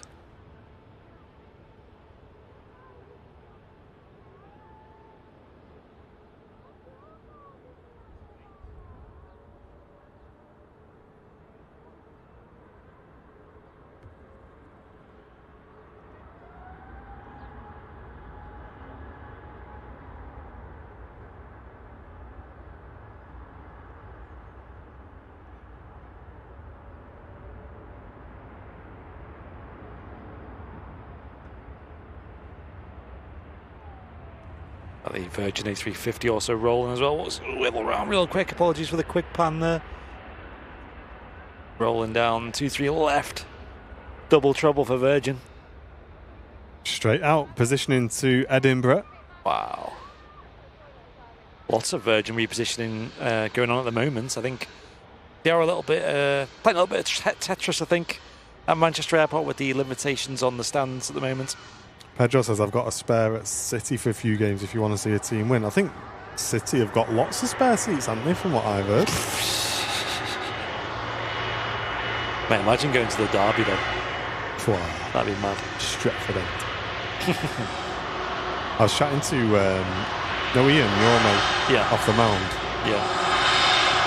He said he did a hike up to see that downed American aircraft in the moors. Said it took about an hour to do it. I thought, you know what? That could be an interesting video. A runway rambles. Take the drone. Right. Just go proper cinematic on it. I'm down. Let's do it. Be a good video in general, that, to be fair. Mm. Yeah, I've not been there.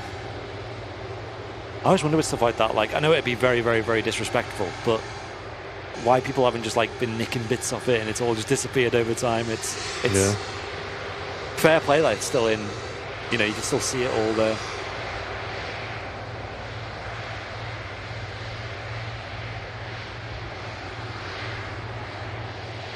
I've never been one for hiking. Like a friend of mine used to do Snowdon all the time, you know. Oh yeah, my sister did that. Yeah. Did she? Yeah. That's something I want to do.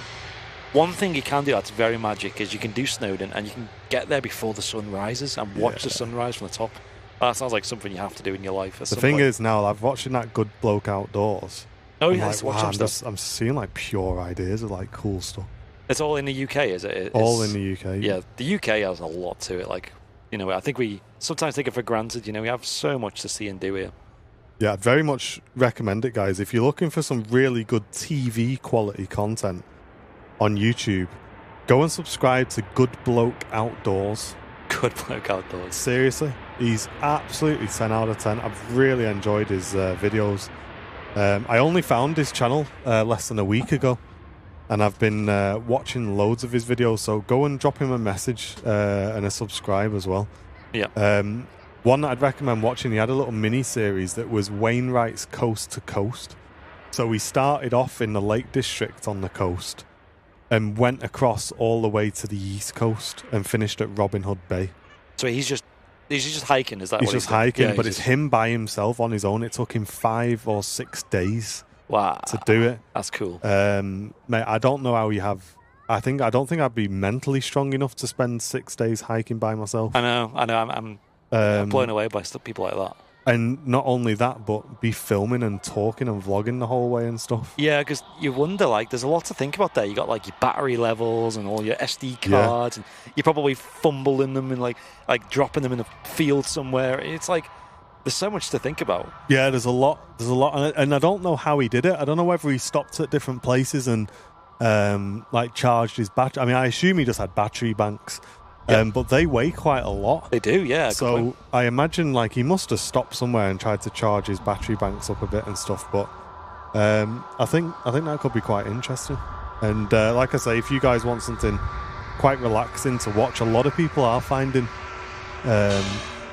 sort of TV content on YouTube these days. I'd definitely recommend his channel, 100%. I can see something that looks like a beluga red, but it seems a lot higher than usual. But I suppose it's at 13,000 feet already. No, it's literally directly behind you, Andy.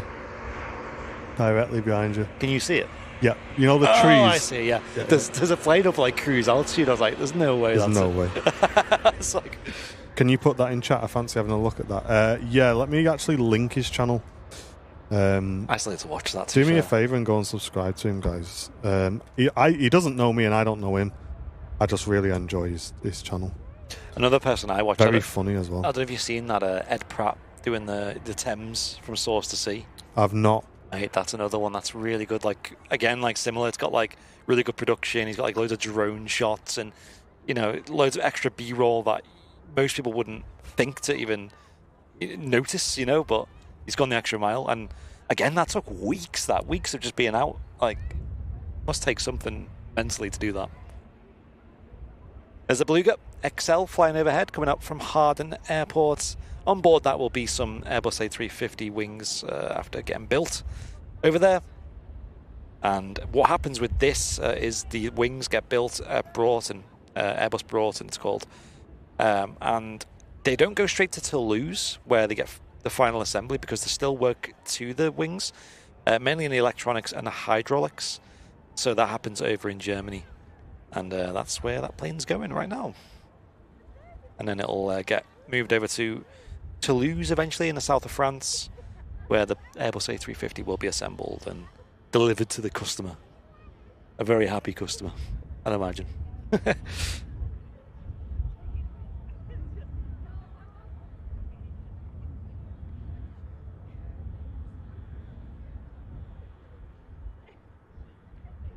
Epic to catch that going over the top as well. Yeah. Mad to see how they just use the XLs these days, I mean, I massively prefer the XL. It's based on a bigger airframe. The A330 instead of the A300. It's got bigger, louder engines, Rolls-Royce Trent 700s. And I love the paint job. I love the big smiley face on there.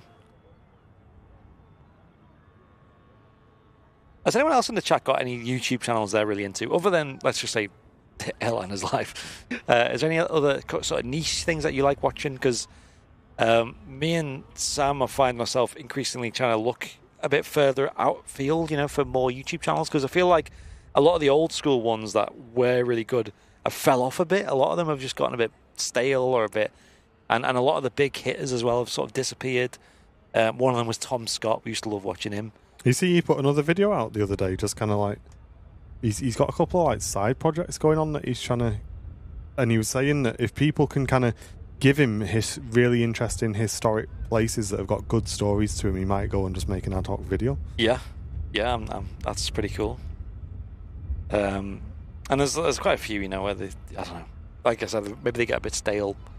It happens, right? But yeah, I'm curious if anyone has any channels they like to watch and what the channels are. Barra saying Bald and Bankrupt. I've never heard of that one. Yeah, he's like a travel vlogger, like similar to Noel Phillips, but more based on the travel, rather than like reviewing airlines. And he'll go to weird places in the world. Weird, I've not come across his channel then. Yeah, he's pretty cool actually. Pretty cool. It's pretty like long content, But like you've got that chap, haven't you? Does like US. He goes to like obscure places in the US. I can't remember his name now. And it's similar. He's got like a camera and he's just talking to the camera and going around. Oh yeah, I know what you mean. Yeah. Interviewing people. Colin Furs, that's another good one. Yeah. Where has that message just gone? Simon Wilson. Lee Fuller saying, I love living the sky life and the Scottish Isle. That sounds like something we'd really like to watch. Lee. I've not heard of that. Isle of Skye is... Jen's been before, but it's well on my list, mate. It is on my list to do. Walk With Me Tim, he's good. Yeah, I love him. Yeah, he does some really good videos. Simon Wilson was good. Simon Wilson's one, I love him. I think his content's great, but I don't know. I think his older stuff was better, you know? Like, he did videos where he did a no money challenge where he'd go to different cities in Europe, and he'd basically have to go there just with the flights booked and not take any cash and just enjoy, like, 2 or 3 nights there without spending a penny. So he has to, like, try and find food. He has to try and find places to sleep, and they can be hit and miss. Sometimes he falls on good. You might find a hotel and find a sneaky tactic to stay over. You might find a restaurant that's giving out food because it's you know, it's past its sell-by date or whatever, and sometimes you can get it pretty rough and end up rough sleeping on the street or whatever. Silver Aviation, this arriving in from Woking. Oh, cool. The other big one, of course, which I had on the television a lot, the Outdoor Boys. Oh, and yeah. unfortunately, recently they've decided that they're going to be taking a step back from YouTube, which is massive. That is huge. They're very, very good content creators, especially if you're into kind of like outdoor camping and wild survival videos and all that sort of stuff. I do wonder with YouTube, like people who make them kind of videos, like what are called evergreen content. Yeah. Like, I wonder, you just get this catalogue of videos and you don't need to make any more because they're already so popular that every month they're still getting loads of views, and you're set. Then you can go and do something else. A few people have mentioned Jet Lag the game. I like that, but I think it's a bit too drawn out. I've not seen that either. No, it's like Tom Scott was on it recently, and it's a game where there's 2 teams and they have to race across Europe and go into different countries, and when they go in them, they get a point, basically, essentially. There's a bit more to it. So they're using public transport to try and go to different countries, and once it's been claimed, you know, then the other person can steal it or claim it back. So, yeah, it's a really good idea. Really good. I think it just lacks... I think it's just a bit too, I don't know, drawn out and a bit too... it could have a bit more work on it, if that makes sense. A bit more... Like, maybe if there was another cameraman with them and filming, it's a bit too vloggy. But it's great. I would recommend. I'd love to do it myself. That'd be so cool.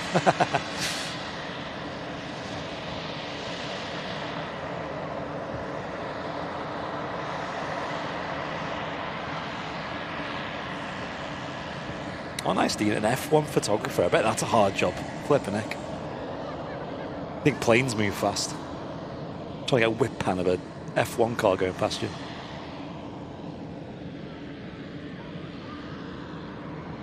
Silver Aviation, good friends of the channel, of course. Operating a PC-12 here. Great folks over there. We've been fortunate enough to visit them and get on board. And me and Sam had the pleasure of flying on board one of their aircraft as well, and was very nice.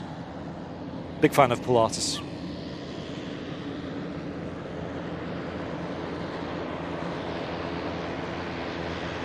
Do love that 12. It looks mega, doesn't it? Yeah. It's very like functional the inside as well. It's super comfy. It looks very modern on board. I believe this is the NGX as well, isn't it? Yep. Just the newer version. Slightly, I think it's got a bigger prop on there as well for more power. Doesn't have to spin as fast, and the windows are a bit bigger. It's all round a little bit improved.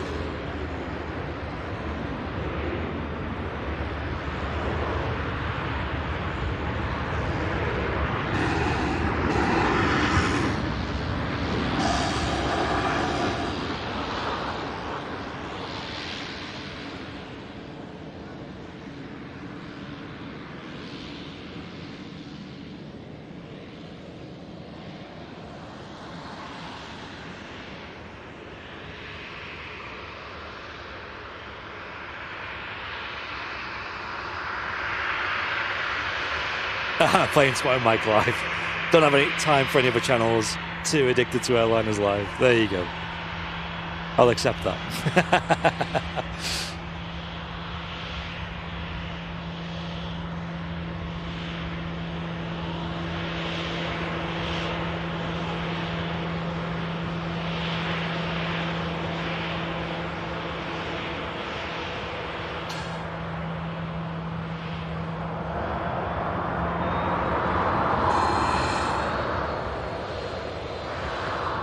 Egypt next to land. We'll probably finish on this one today, folks. Thank you very, very much for tuning in to the stream today. Yeah, appreciate it. Hope you've all had a great time with us. Thank you very, very much for tuning into the midweek show. And don't forget, there is no Friday show this week, but we'll be back on Sunday. And make sure you're there, folks. We may have quite a big announcement regarding the secret project we've been working on Sunday.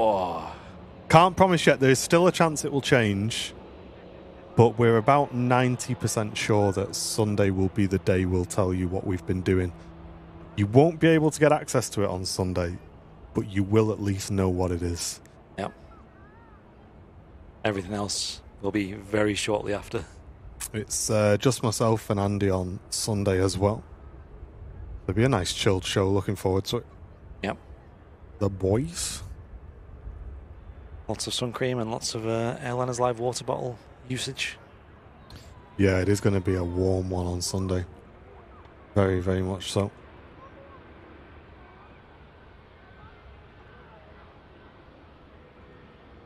Here we go. Egypt Air, one of the most beautiful aircraft we see at Manchester, in my opinion. Just down to that paint scheme. And Barra, thank you very much for the 3 months on Twitch, mate. Really appreciate the support.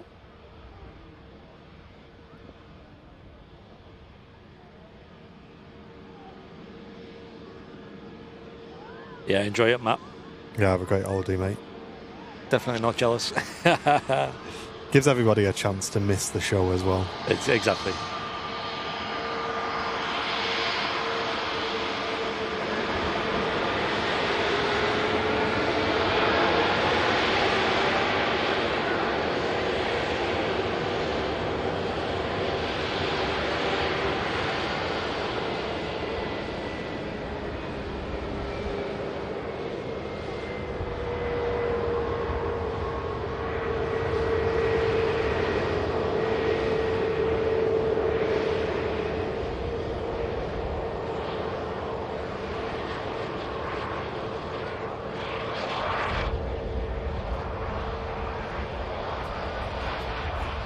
Ladies and gents, we are going to nip back to the office now and I guess start crying into the box of water bottles that we're now going to be packing for the next 2 weeks. Thank you very, very much for all the orders of those. I think we've sold another 20 or 30 just on today's stream, which is absolutely wild. Yep, excuse me.